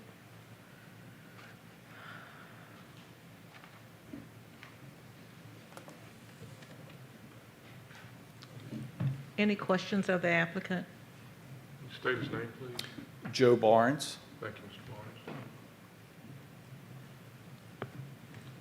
Valerie, I have a question, please. Kind of a question for Tammy. So there were 9 changes that went before BHAR. 7 of them were approved. Which of the numbers were the ones that were not, that were being appealed here? Do you have those? Items 2 and 3. 2 and 3, thank you.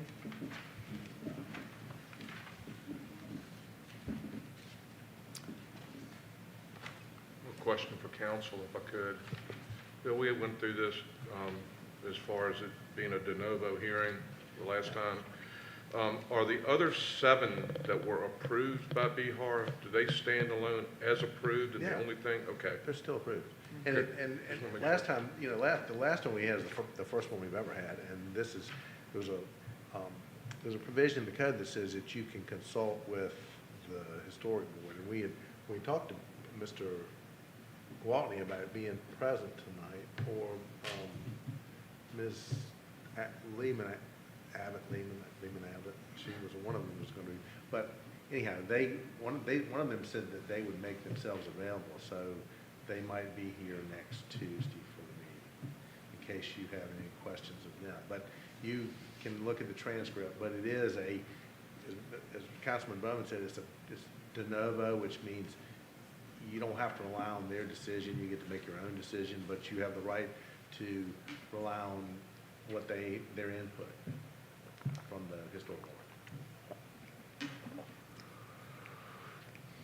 I can go first. Darren. Yes, thank you for coming today, sir. Appreciate it. I just noticed earlier, or previously as I was going through this, it said for your existing winter rakes fascia trim, white mastic PVC coated aluminum, that they had approved the solid PVC material. And similarly for the wooden soffits, white mastic beaded vinyl, they had approved Hardy brand or equivalent composite. So you have some, looks like you have some approved options, but are they subpar to the things you want to use or exorbitantly expensive? There's no justification on why you want the... There's several considerations. One is cost, and then the other is the workmanship that we're going to put into it for the preservation. We don't prefer the solid PVC on the windows for potential leakage issues or things like that. I can't sit here and technically argue that, but we'll have the ability here next week to help support us on the technical discussion on that. Secondly, I think there's a clarification, it's white coated PVC mastic, because actually the coating is going to be the color of the trim that was selected. So it's a colored coating, right? So that's part of the cost issue, right? It's not a white, we're not replacing white trim with white trim. We're replacing the trim on the windows with a colored mastic. And then the soffit will be, I think I heard it say it was going to cover the soffit. It will be replaced with a simulated PVC soffit. So, and we'll make the technical arguments next week, you know, during the, I don't know if that's appropriate to make it here or not, but we'll be prepared to make the request and ask for reconsideration for the conditional elements. So. Yeah, but did you have a question? I'm sorry, did I answer your question? It is significant cost in terms of what we budgeted, and considering contingency items that we've have to budget for it, because it is a 1935 structure and it needs some care and some discoveries that may come along with that. It's important to us. Okay.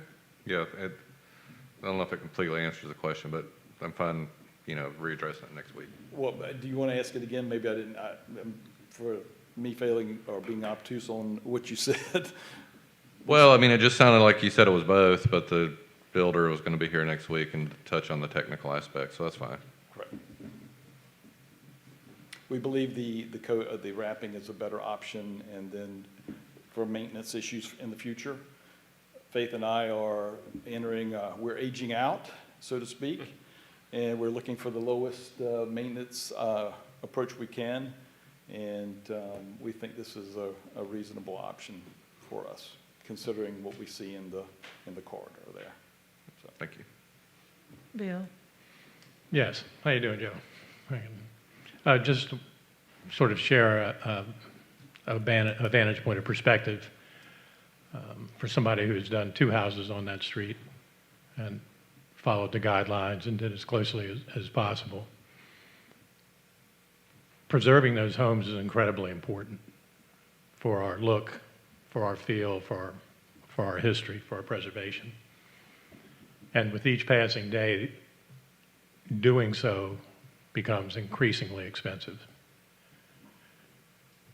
When a redo or wrapping from a distance cannot be discernibly different from the exact original product, it seems to me that we should do our best to be cooperative with the person that is taking that on, having experienced that in person. Very anxious to hear your builder come and show us the different products. But one of the things that jumped out me immediately is that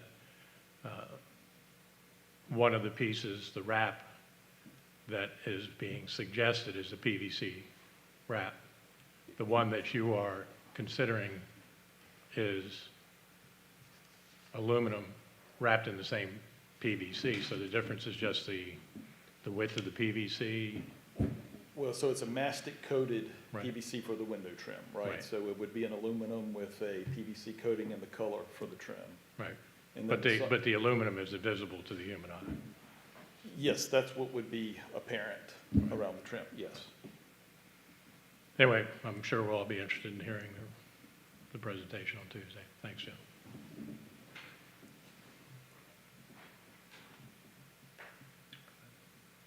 Any more discussions? Mr. Barnes, we'll see you on Tuesday night. All right, thank you very much. All right, thank you. Number 7, subdivision agreement for Mud Wash and Cypress Crossing Pump Station. Yes, thank you. This is just our subdivision agreement for the approved site plan for the Mod Wash and the Cypress Pump Station supporting that project. This allows us to place our bond for the work that's being done in the right-of-way along with that pump station, so we can ensure that we are bonded for that. Thank you. And this is normal? That is correct, yes. Okay. Any questions, any discussion? Bill? Oh, no, I'm ready to push the button to go on something. We will move this on to the consent agenda on Tuesday night. That was a public hearing too, wasn't it? Oh, no, it's just, that's right, it is. Sure is. Yes. And number 8 is the blight update, 1502 Magruder Road. Yes. Mr. Small is here. In your application package, we did provide pictures of the installed fencing at the property. And he sent me a letter and said he had additional pictures. Yeah, I have additional pictures and a receipt to pass out to council. First, Mr. Mayor, I wish to thank Mr. Riddick for inviting me here today instead of on Tuesday evening. This coming Monday, we are doing a wreath laying at the Tomb of the Unknown Soldier in honor of my father.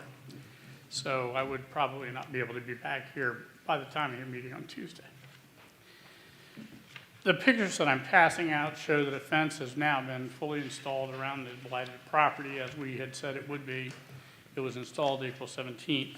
In the interim, I also got a call from Mr. Riddick, and there was concern expressed about with the change in the weather, the issue of mosquitoes because of the pool water.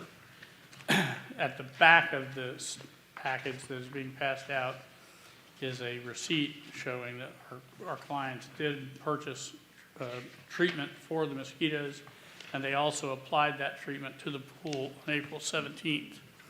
So now the property has been fully surrounded by a fence. One of the pictures shows a no trespassing sign, but there are no trespassing signs on all of the different sides of the fence. And in addition to that, we have submitted to the insurance company all of the information that the insurance company has requested, and they have now set the sworn statement of our clients for May 16th. When they asked to move the sworn statement to May 16th, I advised them that if they did that, we would need to have absolute assurance that it would not be extended again, because you all were wanting to know what's going to happen. And so I have an agreement with the attorney for the insurance carrier that they will not move the sworn statement again. The reason for moving it this time was that the attorney's office was relocating, and that only came up a day or two before the hearing. Before the sworn statement was to begin. I don't know why I didn't know about it sooner. But he also indicated that the prime adjuster was out of town. And so it was my considered opinion that we will get a faster decision from the insurance company if the prime adjuster is actually sitting in on the sworn statements, so there's no miscommunication between the lawyer and things that get passed between them. So what I've also advised them is that we have to have a decision from the insurance company shortly after the sworn statements, or a date certain by which a decision will be made, that I can report to you by the June meeting, by your June town council meeting. So that's the status, that's the update at this time, and I can try to answer any questions you all might have. Steve? Yes, ma'am. To begin with, to say that I'm disappointed is an understatement. I have a hard time reconciling the fact that this attorney on the other side did not know that they were going to be moving, did not have this. It's just been one thing after another after another. I live within 5 houses of this blighted structure, because that's exactly what it is. It's a blighted structure, without a doubt. It's not a salvageable structure. I have been in consultation with the Department of State Police. They have indicated to me that they have no problem whatsoever from an investigative perspective, as far as they're concerned, having the structure torn down and removed. And I think these people in this neighborhood have put up with this long enough. We as a council have been very understanding, and the fence that was put up does absolutely nothing to mitigate the way that it looks as far as the view shed's concerned or anything else. It just keeps going on and on and on. And I understand y'all are probably frustrated, but at the same time, I've never seen a situation like this in which a house is destroyed take this long for some type of resolution. And I think we've been patient. I think we've been extremely patient. I think that the people that built a brand-new home next door that have to look at that for the last 6 months have been pretty patient as well. They're not the only people that are calling and giving me, and I have to look at it. And I think it's exactly what was intended when the blighted ordinance was crafted. This is exactly the definition of what's there. We've gone, to begin with, you were supposed to have had the statements one time, and then it was carried over to 2 days later. That hadn't occurred. So now we're looking at May 16th, which will then put it back another month as far as the town's concerned. We then have 90 days, if I'm correct, as far as a blighted structure is concerned, after we declared a blighted structure before we can move forward. Is that correct? Yes. So now we're almost a year with this structure being in the condition that it's in this neighborhood. I can assure this council, if this structure was on Main Street, it would be gone. It would have been gone a long time ago, one way or the other.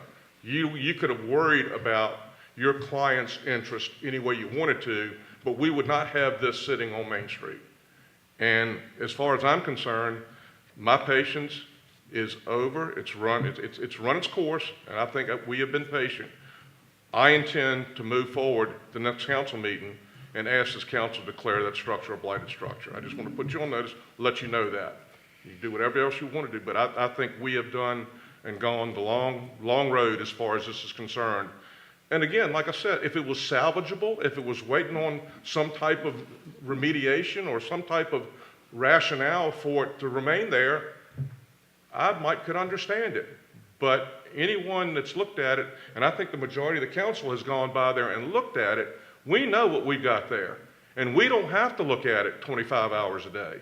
So that's my position, and I just want to make it public, and that's the way it is.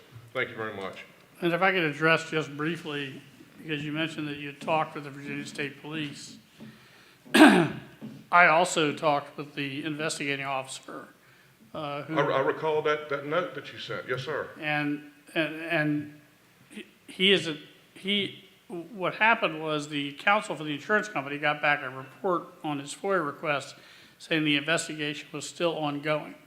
Mm-hmm. That was a surprise to us. So I reached out to the investigator. He confirmed that they have not technically closed the investigation into this fire as of when I called him a week ago. Mm-hmm. And he's retiring at the end of the month. It's being turned over to somebody else. I don't know why they have not technically closed it. He did tell me that they didn't have any evidence of an accelerant, but again, the investigation is not yet closed.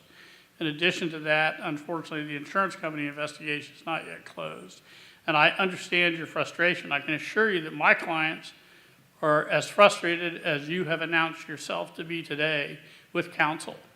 They have frankly had to hire me to spend hours and hours responding to the insurance company.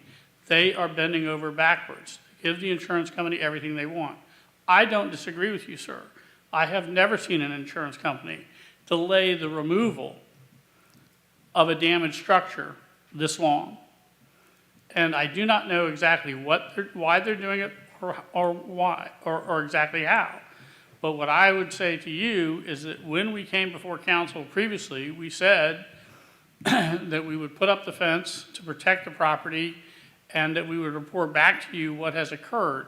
And the reality is that I would ask council not to vote on it being a blighted structure until your June meeting. Right now, I've told the insurance company that we have got to have a decision before your June council meeting. And of course, you know, I think that frankly, that knowing that you might declare it a blighted, you will probably declare it a blighted structure at the June meeting if they don't take action, should incentivize them to get this moving.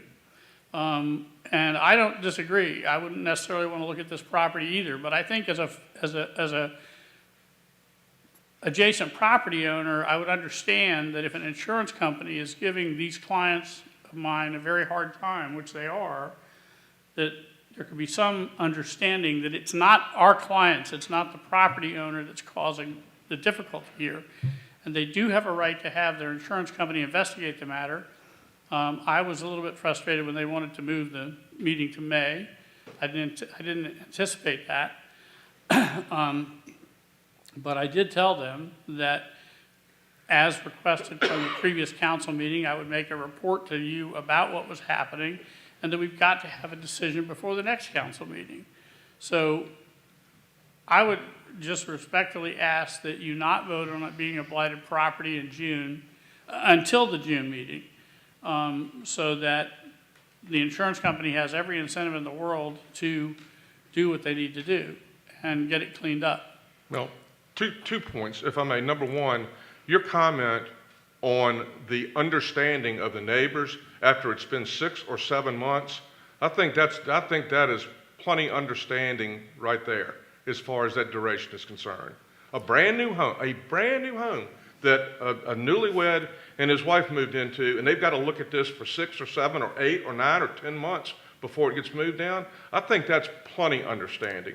Number two, it sounds to me, based on your statement, that it would benefit your client for us to move forward with declaring it a blighted structure and maybe get the insurance company to move along a little bit faster. So what's the harm in declaring it a blighted structure? Well, if you declare it a blighted structure, unless I'm wrong, that means the city has taken over control of the property. No. All right? You got 90 days, No, right? you got 90 days to, there's a process by which you have 90 days. I don't have the statute in front of me. I don't have the statute in front of me either. There's a process during which, there's a 90-day period before the town can take further action. Yeah, so that would put us to August the 5th if we go right now.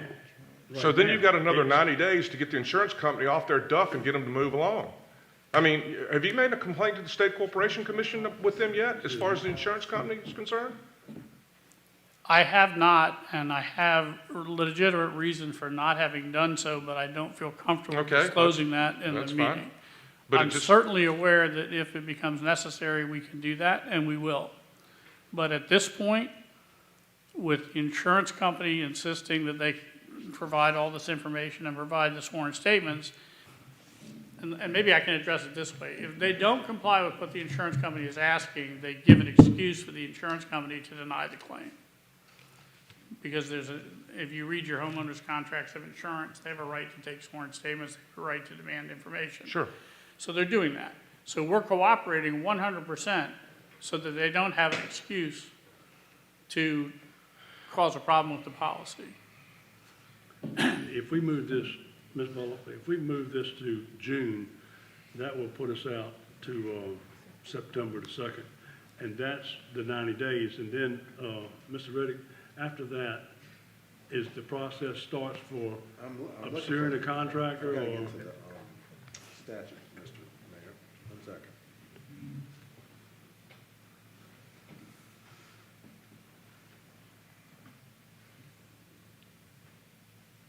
Let's see. Continue, let me get to the, Yeah, you know, and what the other thing I'm thinking about, I'm just thinking that is he allowed to make an appeal if we declare this a blighted destruction? That would further delay that. well, he's allowed to go ahead and mitigate the problem in the 90 days. That Mhm. would- Right, That's the right. best solution, is for Right, him I to understand step that. in and mitigate the property, the problem. But if things work out on May 16th, the 90 days will be irrelevant, won't it? Because he'll be able to hopefully, Well, what I'm afraid of is that there's already been a pattern set of delay. well, I'm So- saying for us to move forward at our May's meeting and declare it a blighted property, then they're meeting with the insurance company on May 16th. So hopefully they would have made a decision. Exactly. It at least starts the clock, the 90-day clock. Right.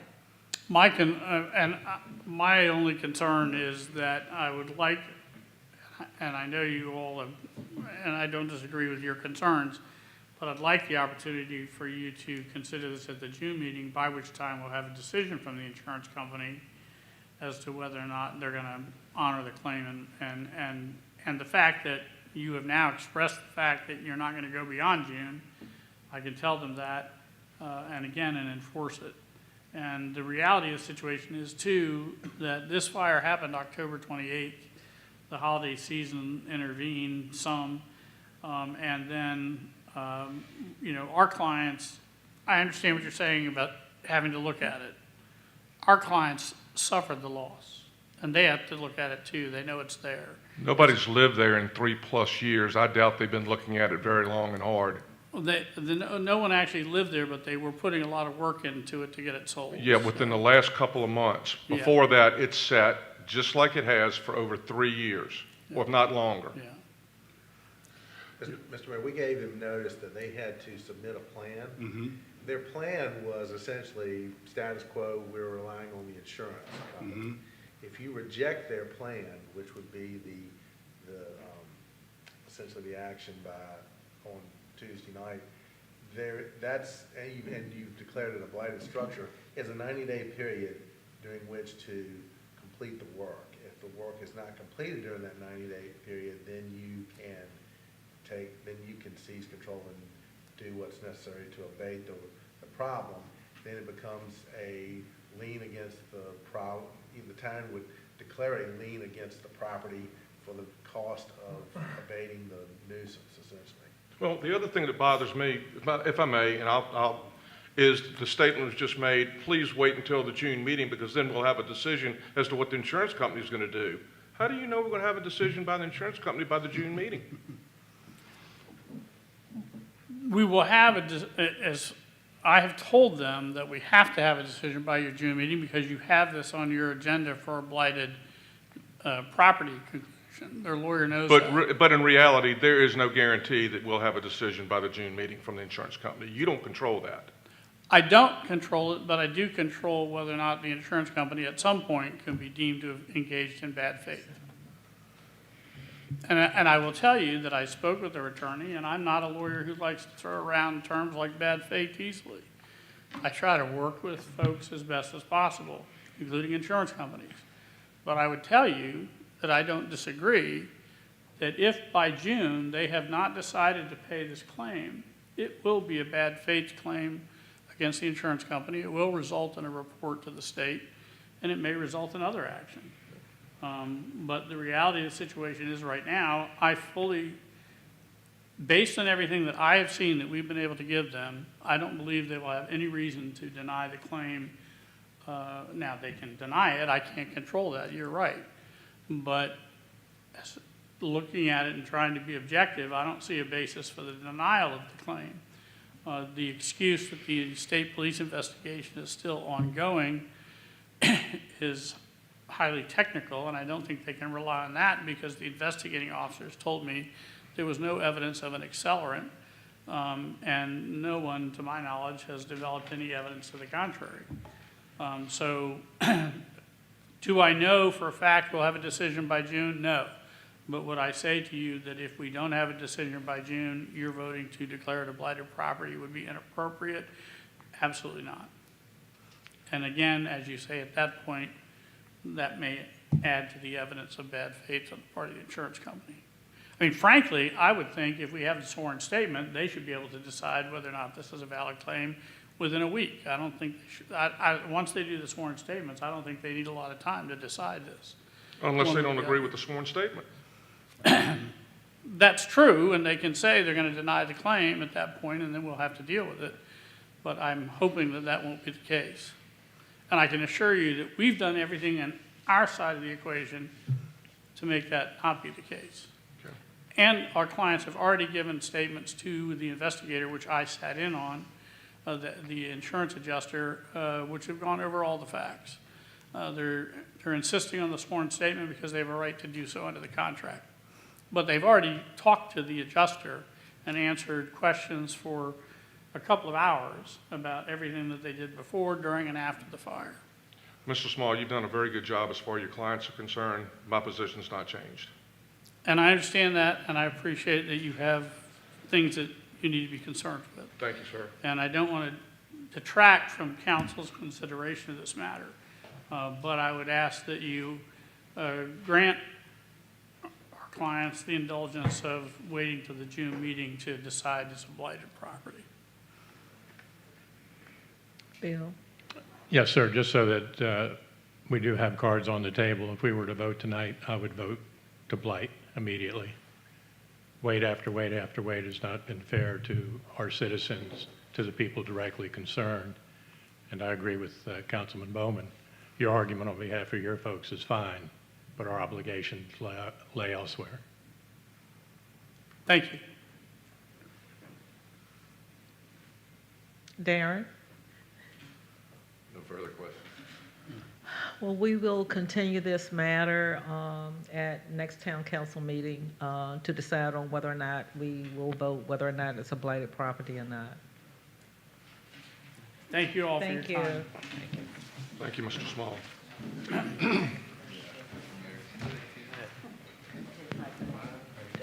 Oh, that closes my Okay, committee. good. Madam Chair, before you do that, We're gonna recess for 5 minutes, please.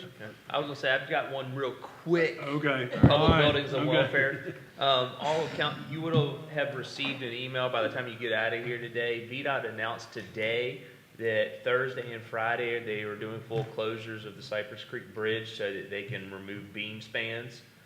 They sent that notice out during the meeting, so you all have it now in your email, and they're starting their press release process. So 7 to 7, Thursday and Friday, full closure of the bridge for beam span removal. And for what it's worth, when I came across there today, they probably had about 40 or 50 people working on Yeah, it. well, they've already cut everything out of the way and started lifting those beams out, I did see that. Okay. That's But good. just want to make sure everybody They knew did a good job, they did it early and in a hurry Yeah, I last time. hope Yeah, so, they yeah. did. They got it done. Yeah. Taking I'm 5? taking 5. Yeah, they moved on. Once you do something like that, the second time it's gonna be easier. When they got that done, they thought it was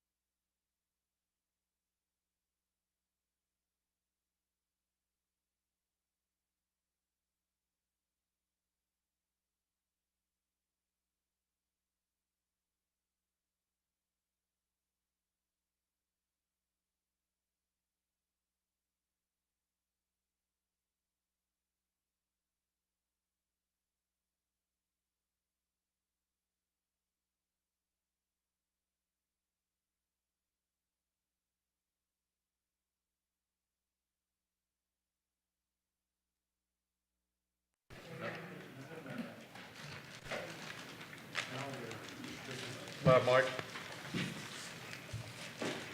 We'll reconvene at this time. At this time, we have finance headed by Mr. Jeff Brooks. Yes, sir, thank you. At this time, I'd like to open the Finance Committee meeting. First on the agenda is request for proposals for delinquent tax collection. Michael, is that you? It is going to be Miss Laura. Miss Laura. And we can tag team it together if need be. All right. Yeah, we put all that together. Mr. Mayor and members of council, at the last committee meeting, I talked a bit about delinquent taxes. And the delinquent for real estate is $376,000 and personal property is $365,000. Those numbers are going to fluctuate a little bit because we sent out delinquent bills and they're not due until the 30th of this month. So hopefully we collected a little bit. But I think older bills that are over 2024 bills, of course, we're due in December. The much, much older ones were about $55,000. In my information packet, I had a little bit lower number. So I've been talking to a couple of companies about handling that because it really is a cumbersome process for me to go out and seize vehicles and put boot on vehicles.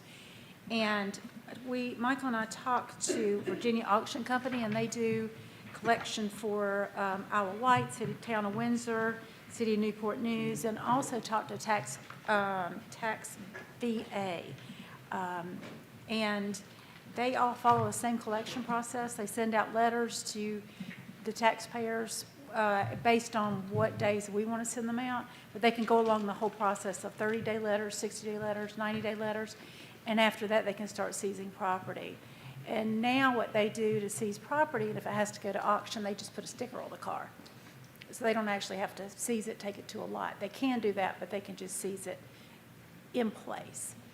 They have to follow several codes of Virginia, which I have in the packet, that list the things that they can take care of. But the little packet tells you about what they do and how their process is. From what I understand, whenever the letters start to go out and it looks like it's from a collection agency, you get a lot of folks that want to come pay. That's what we really do want to do. We don't want to have to send it actually to that whole process of selling the property. Excuse me, do you have any questions? I can send samples of the letters that they shared with us that we could use, or they could use, and they send all the letters out for us. Mr. Brooks, I have a question. Yes, sir. Are we selling the debt, or can we still relieve the debt later on down the road, even if it goes to collections? No, we're not selling it. We're just employing their services to collect it. We add their fee on top of like, there's a 20% fee that we would add on top of what is owed for interest and the delinquent fees and for the actual real estate or personal property. So if a resident came with a hardship, we could still provide relief? If you wanted to, Yeah. in theory, yeah. Okay. Yeah. Thank you. And I wanted to share another program that I will share with you guys. It says our Taxpayer Assistance Program, which is a loan through one of the banks, and I can send that information to you rather than talk about it briefly. But it will allow the citizens to work with our office and also work with the bank on a small loan. For that, they would have to pay at least part of it down to do that. And if they don't pay it, then it reverts back.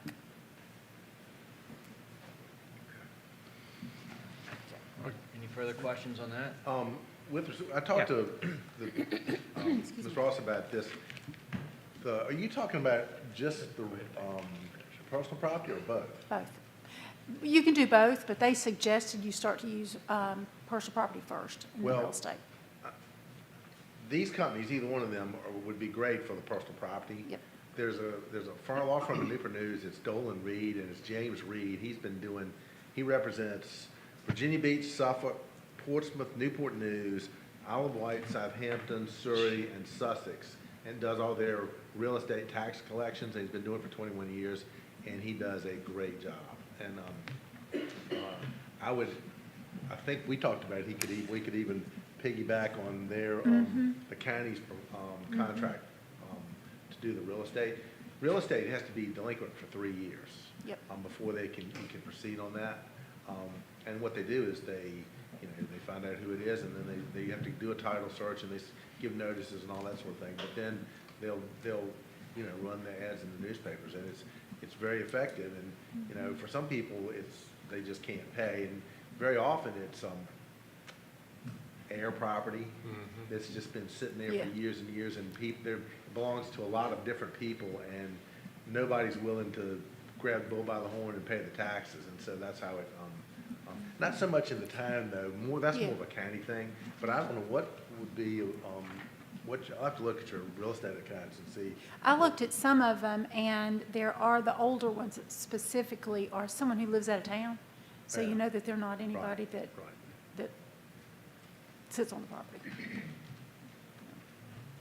Laura, but for the personal property taxes, you stated here that after 5 years, no collection efforts may be taken. Mm-hmm. But yet, only 36,000 is. Actually, it's charged for 55,000. That's between, I have the wrong number in there.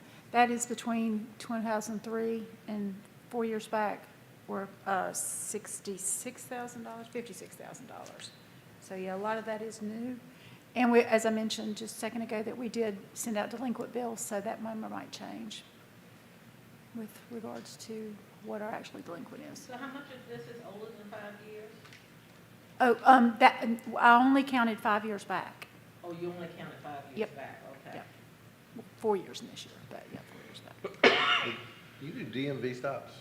Yeah, that's usually pretty effective because but some people don't care whether they have a driver's license or license plate or not.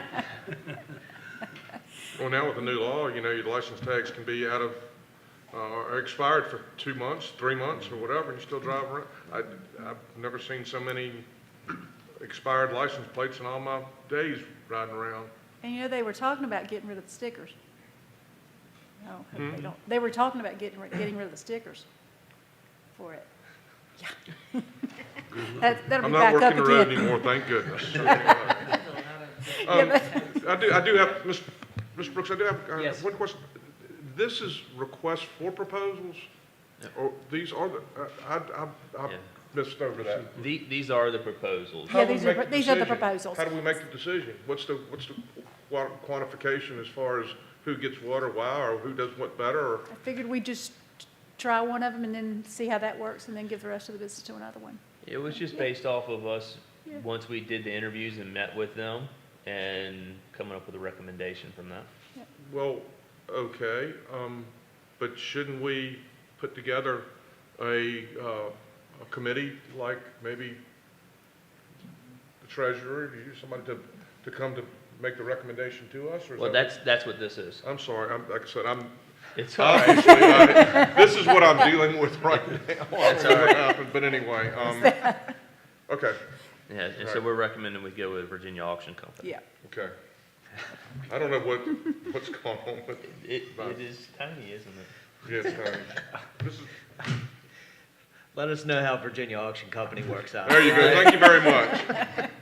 I do know, I remember when they first started in Isle of Wight County, they showed up in Isle of Wight County, and it was like shock and awe to people. These guys were riding around with these vehicles with license plate readers on them, with Denver boots, and slapping the boot on them and everything else. They were collecting some taxes. Yes, they were. I do know that, so, anyway. And even if you owe real estate taxes and you haven't paid it, they can go out and seize whatever's on your property. If you've got a TV sitting on your porch, which hopefully Called nobody a does, levy. they can used just to go sell and air take it. conditioners out of windows on 4th of July weekend to satisfy debts. True story. That's crazy. Oh my gosh, so. All right, next we have appropriation of for highway funds. Michael? Yes, sir. At the end of last fiscal year, we had $131,394.16 remaining in the highway fund operating budget. As you know, we received those funds from the state for the maintenance of the roadways within town. So we are asking to appropriate those monies into this operating budget so that we can go ahead and spend those down on maintenance projects. The state likes to see that we're spending all the money they send us, and so we typically will roll over those funds each year if there were any unspent. So this will put those funds in this operating budget and allow us to go spend them on some road maintenance projects. like paving and striping? Yes, predominantly paving. All right, next, Ms. Ross, back to you for the March financial statement. And you have your March financial statements, and like every other month, the footnotes will explain everything that goes on. I'll hit the highlights. So, total revenue collected on page 2 is $8,337,000. And that's 56.11% of the budgeted amount. And as you start to see, the revenue is starting to increase and the expenditures are sort of more in line with that, and that's to be expected.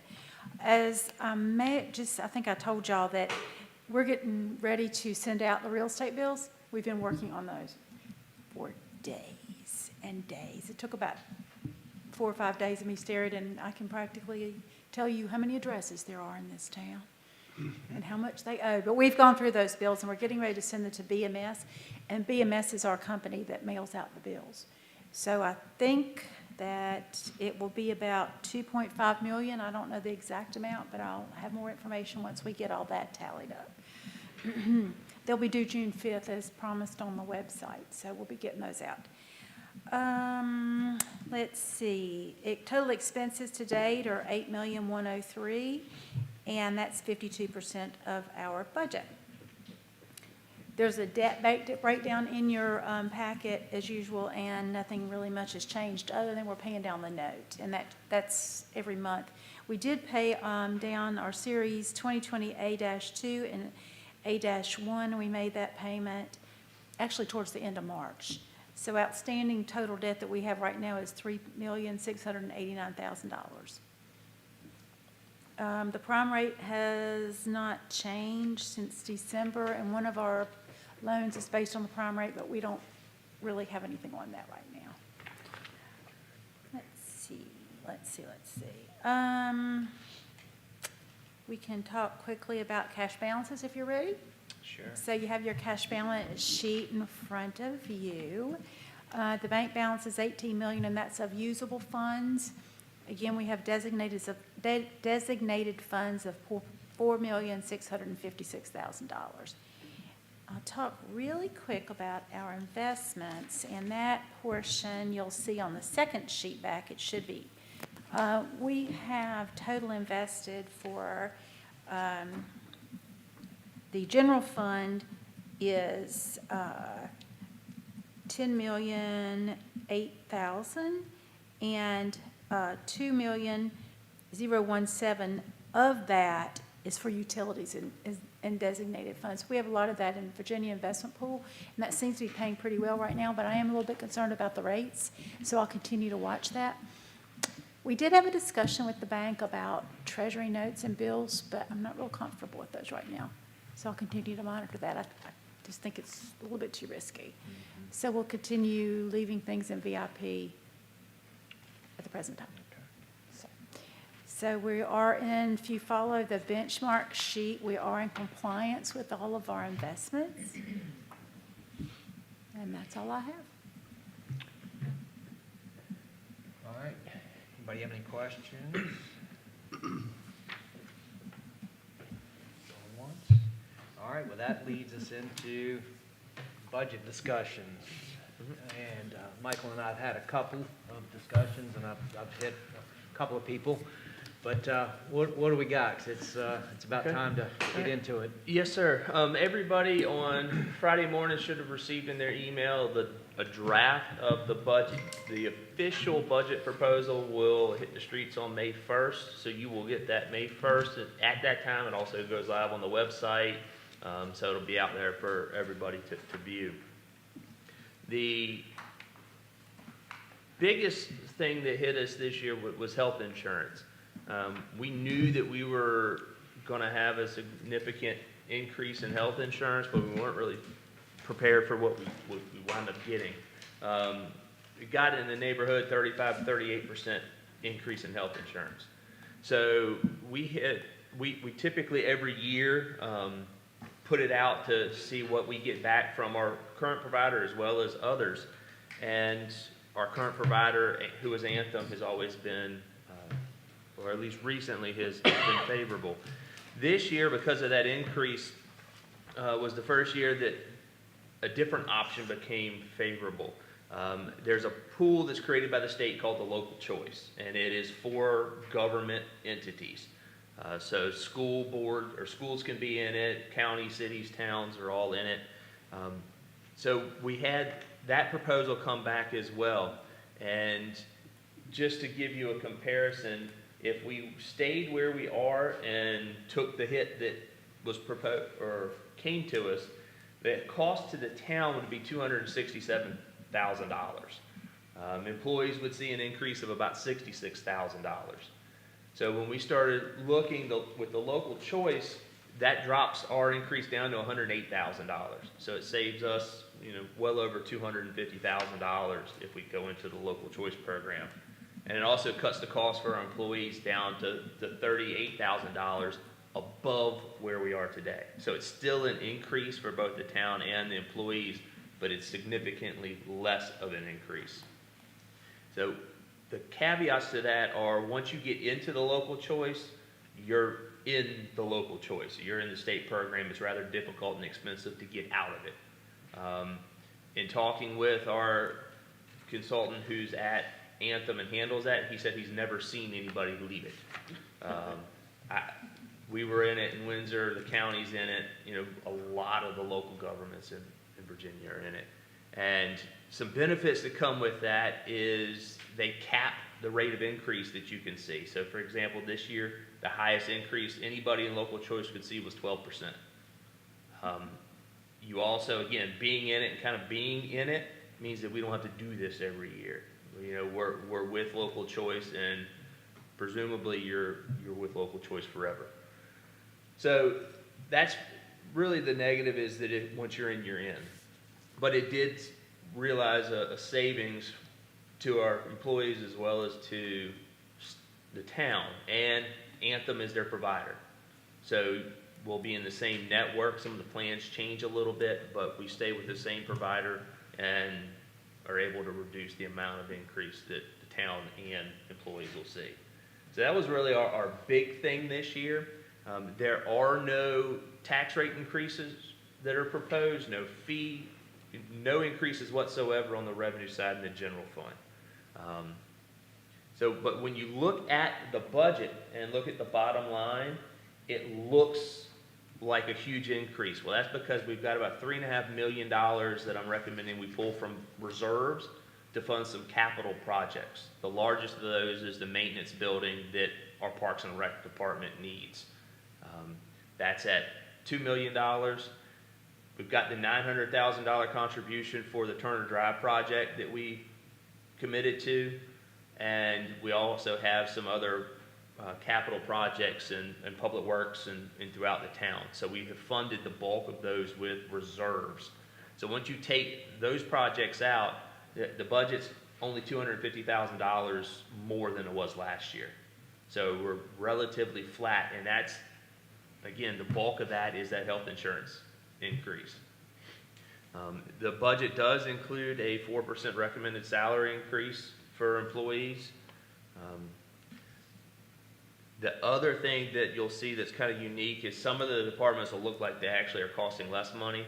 Well, we had split out our property insurance. We do it through the state program, through Versa, and it was split out across all the departments, so it's kind of hard to determine what amount went where. I've consolidated that. So now under non-departmental, all of our insurance costs for property and liability insurance are there. So it's clear exactly what we pay. So you'll see in the departments there is not an insurance amount anymore. It was just difficult to split that up, and it was hard to determine what the total cost was. So those are the main things in the general fund. I can stop and answer questions now on general fund, and then we can go to the utility funds. And we have already done the advertisement because of the way the state requirements are now for advertisement windows. We have advertised for a public hearing on May 19th, same day as committees at 6:30, and with the intention of adopting at our June council meeting. And so that'll meet the requirements for time on that. So it'll be unique because that ad will run on Wednesday.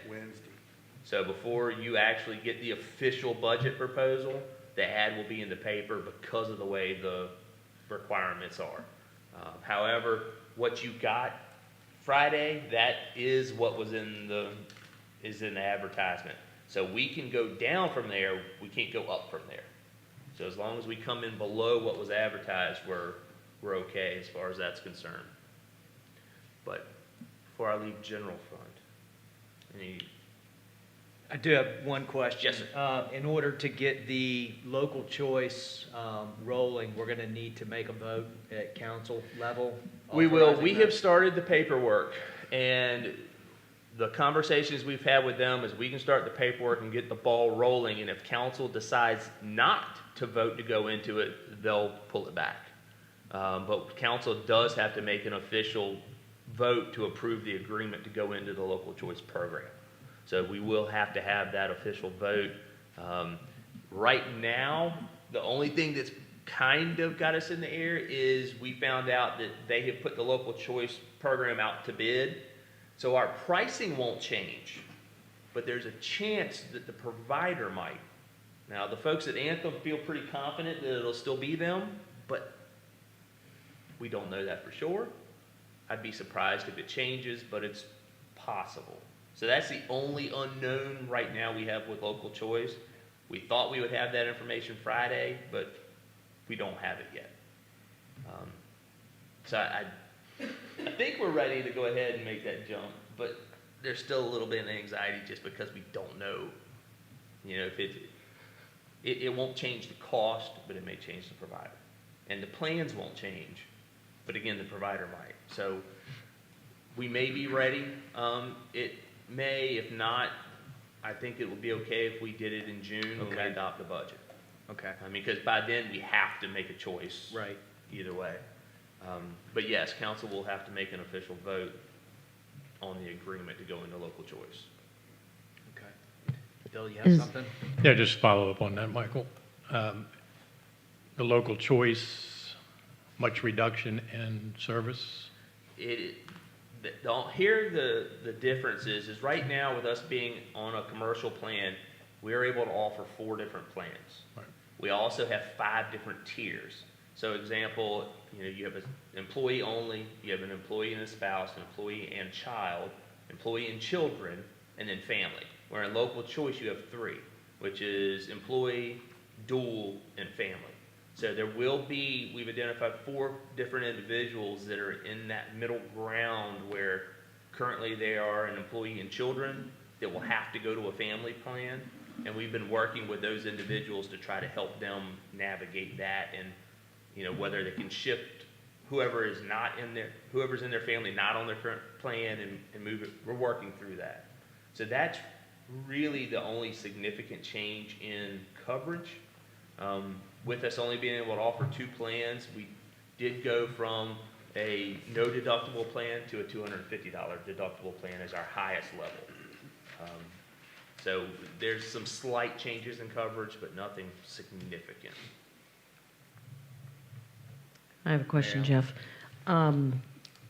Is there a reason, it sounds like this has been around for a couple of years. You said Windsor and the local county, choice is has it? been around for decades. Is there a reason we haven't used it before, other than once you're in, you can't get out? That's a little scary. Cost. Okay. Every time that the town has priced it before, the commercial options were cost effective. Okay.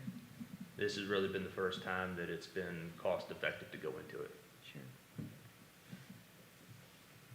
All right, anything else? All right, we get into utilities? Okay. On the water and sewer funds, as you know, we had a rate study done for us last year.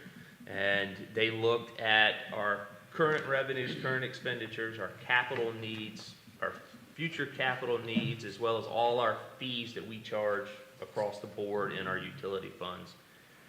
They recommended an increase in both the water and sewer rates. Current water rate is $7 per 1,000 gallons. They recommend we go to $8.50. Current sewer rate is $3.99, and they recommend we go to $6 per 1,000.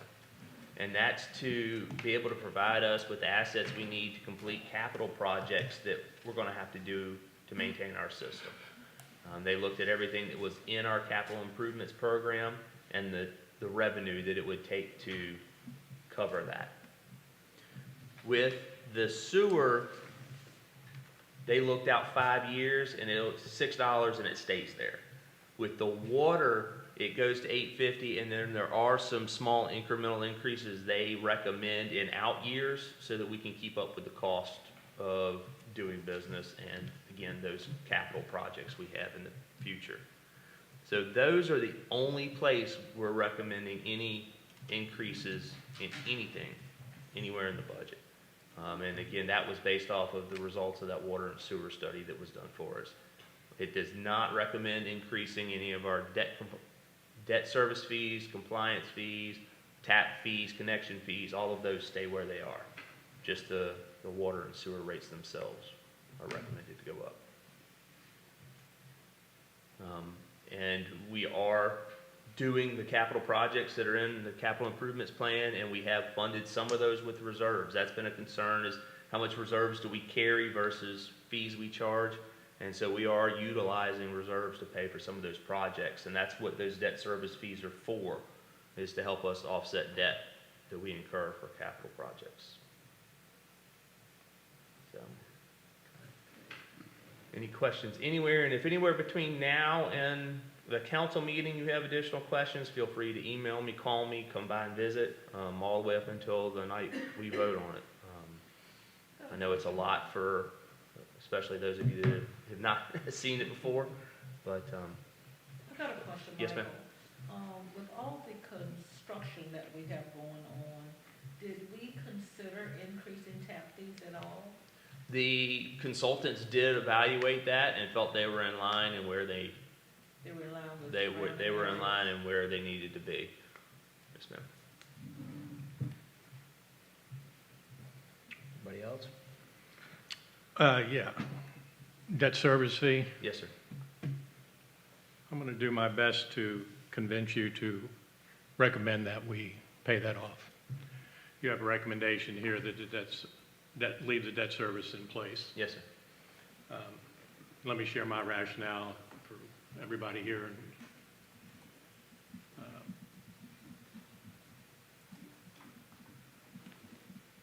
Each bi-monthly check, everybody uses water in town pays part of that debt service fee. Yes, sir. And right now, that is basically in perpetual, it's just gonna keep on going. Yes. Given the fact that we do have a cushion, coupled with the fact that this is a horrible economic time, very uncertain, both at national, regional levels. Considering also that there will be other increases coming for the citizens, inescapable. The county's already indicated that they're going to revisit property value and reassess sooner than later. And given the fact that our debt service really does not reduce the principal very much over the long term, you've got it at 961 today and 746 5 years down the line. I think an argument can be made that if we pay this off, the number one benefit, of course, would be taking some burden off of our citizens. Number two would be eliminating that constant interest kick against our existing monies. I'd just like, to hear from other council members that we have a cushion. We may not have a cushion too far down in the future. It is the number one teeth gnashing. I'm sure all of us here, the water this, the water that. And there's an opportunity here for us to relieve that payment from the back of citizens, many who in the town of Smithfield are on fixed incomes.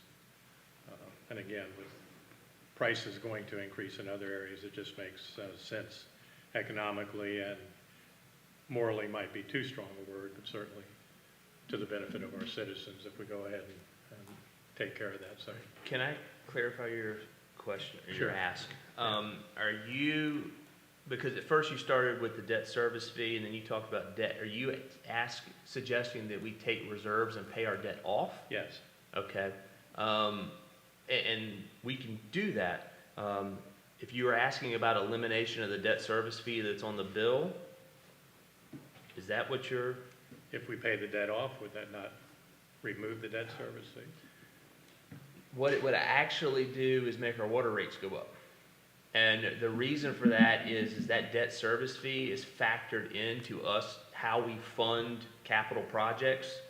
So if I remove that income that's from the debt service fee, I would go back to the consultants and say, you know, there's an ask to remove that. What would that do to impact the utilities?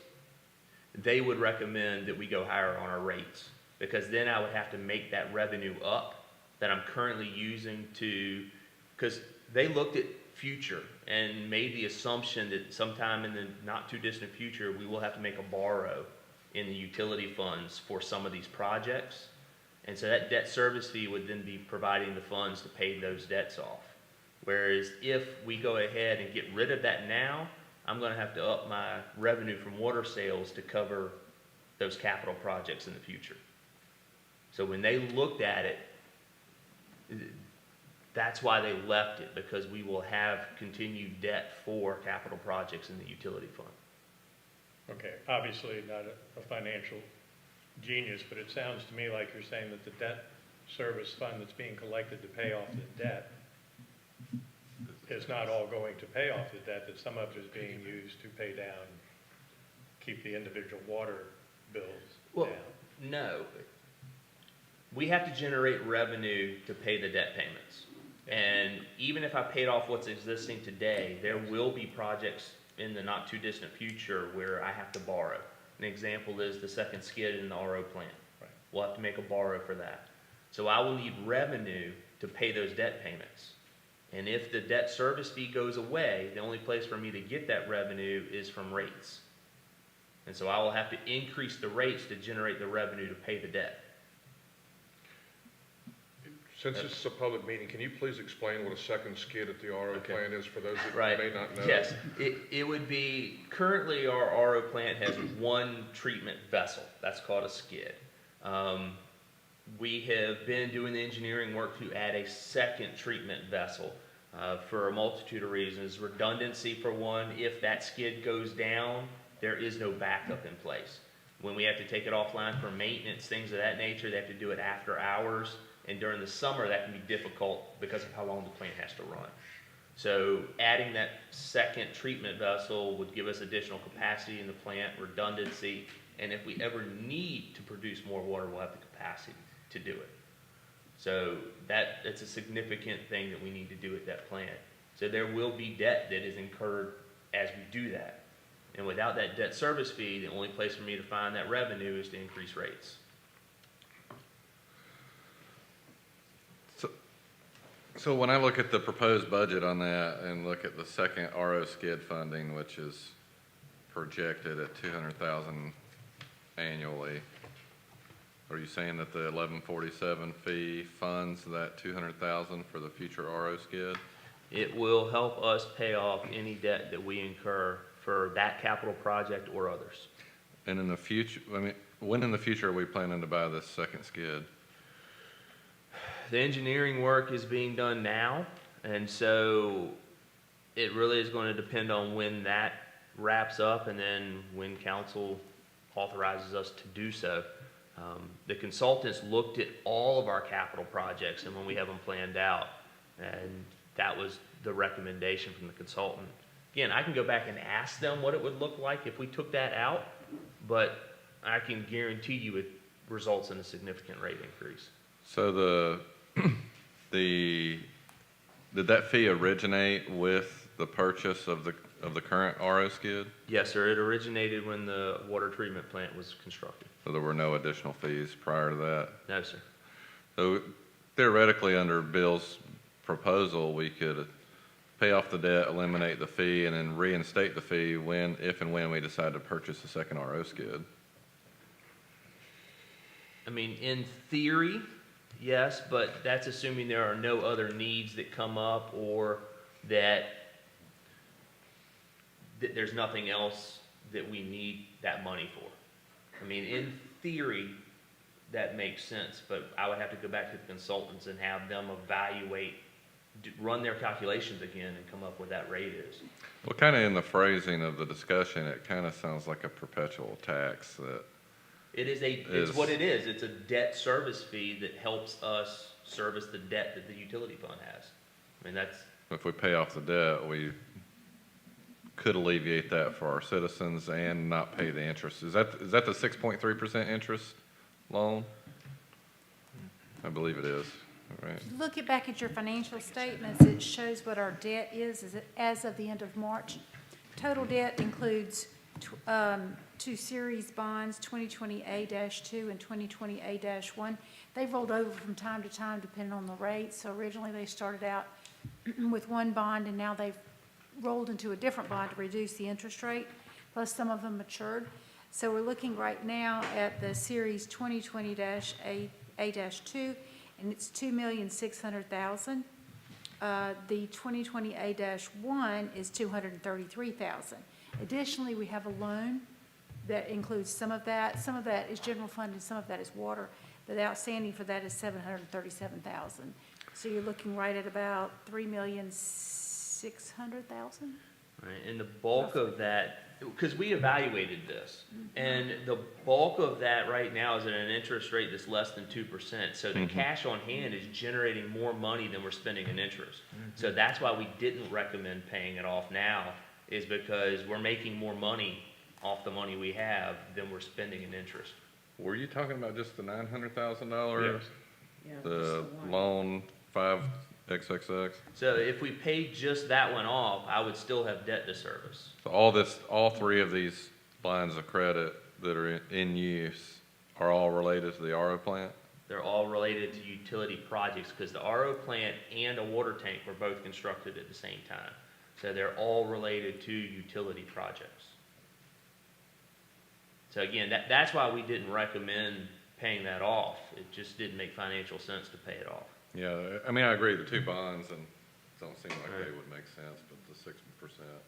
But I mean, we could take some of our reserves and pay off the $737,000. We could do that. We would just have to sit down and look at what that looks like as far as being able to use cash reserves for projects that we have on the books versus needing to borrow money to pay for projects on the books. Right, that was my next question, because we do have significant cash reserves that might help you and mitigate. let me paint this. Don't get utility cash reserves and general fund cash reserves commingled. Right. All of our utility funds are enterprise funds. They operate on their own, stand on their own. So any reserves that are associated with the general fund are not available for utility projects.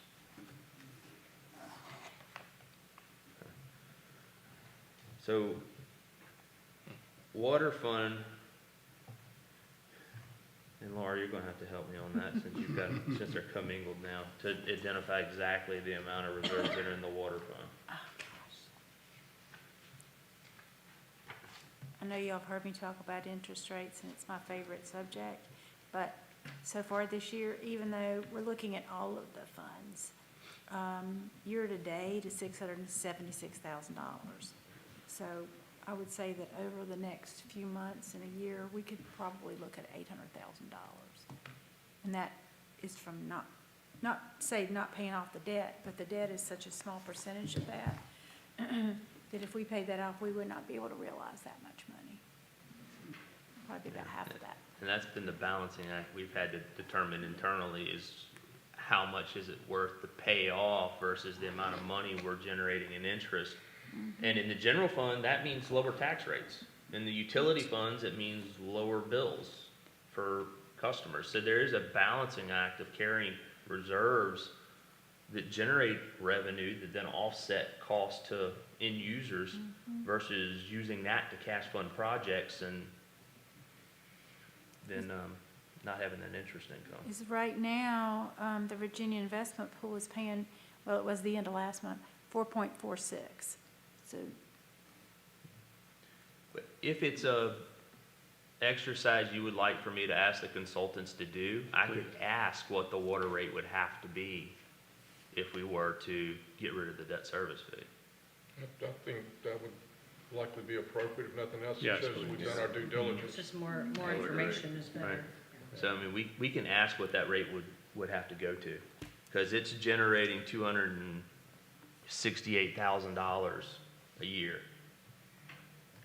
Yeah, I think the notion of that tax that the government puts on for a one-time thing, like we're gonna toll you only until the bridge is paid for, kind of lingo, which has been successful in Virginia, but it's kind of sounds like this fee is kind of like that, you know, it's a fee to pay for a certain item that's always gonna require payment, which is in essence a tax. The only thing worse than that from a political perspective is eliminating one and then having to reinstate it. That's Agree. true. But I will go and ask them that, and, you know, hopefully they can run that between now and Tuesday, or, yeah, Tuesday, so I can give you an answer. But as soon as I get an answer back from them, I'll send that to you. My guess is it'll be a relatively significant increase, but maybe it's less. Let's see what it is. That's right. Are you anticipating any changes besides what you've sent? Is this what you think is the final This is package? it. Okay, thank you. Is there a way to, the water and sewer, that always gets people, and is there a way to, and I think that's what Bill was trying to get to, a way to ease into that a little bit more somehow? That's a big jump for the next 2 years. I mean, With the water fund, you know, we're talking $1.50, and I did the calculations on what that would mean. It wasn't significant as far as, right, yeah. So the sewer one is more significant because we haven't done it in so long. $2.01. Right, and then it gets there and stays there. So it's $350 per thousand per Right. month. Right. One thing when the gentleman, or sorry, the lady was making the presentation that day, and I think kind of leaning maybe to, I think you might have mentioned it, Valerie, is we have so much development, but our connection fees haven't changed. But looking at a way, you know, Mary Ellen, and what you were mentioning is, can we offset this price increase with something else? You know, that might be, we could, you know, raise the water or sewer a little less and raise the connection fees a little bit to offset some of that, and then future growth, you know, has The some only benefit. downside is you have unintended consequences, because then Joe Citizen, who's building a house, a one-off house, his cost of entry is significant. And eventually that stuff dies off. If we have a year where the housing market slows way down and all of that drops off, then we're struggling to make ends meet. So the way we typically do it is I would like revenues to cover operation and maintenance. Those connection fees really need to go into funding capital improvements that because we're building on, that we need. So that's why we typically build it off the revenue, because that's Strategic planning. right. I mean, the consumption will go down some, but it'll never go away. And development could dry up tomorrow if the market crashes. That's a good point. Thank you. But to answer your question on the water side, this rate is approximate for a normal user is somewhere between $10 and $12 every 2 months. So you're talking $5 to $6 a month difference in their bill on the water side. Now on the sewer side, it was a little more significant, and it would be somewhere between $15 and $25 every 2 months that they would see on an average bill. So again, $7 to $12. So if you add the two together, you're talking $15 to $20 a month difference in the bill. So it's not significant on the average user. but it gets us where we need to be as far as being able to cover our capital projects and the maintenance and upkeep of the system.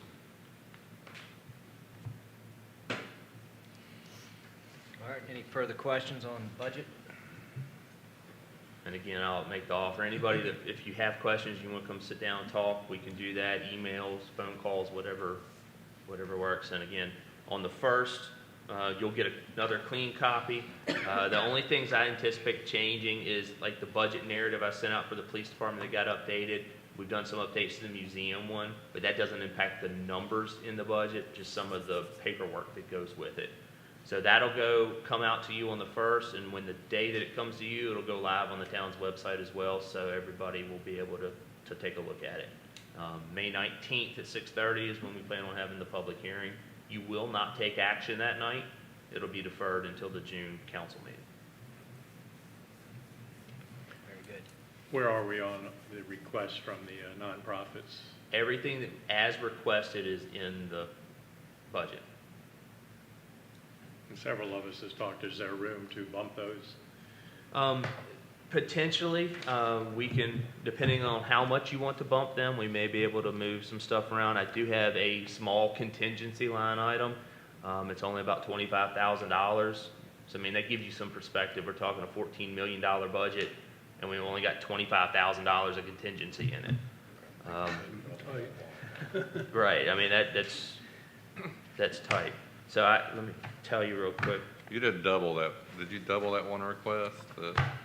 There was one that went up Increase it? significantly. I saw one that Get to that page. went up. Is that the Genevieve shelter? Probably didn't know. They requested big. The Genevieve shelter had asked for 10, we put it at 15. So that was the bump that Because that's what they got this year was 15. they got 9.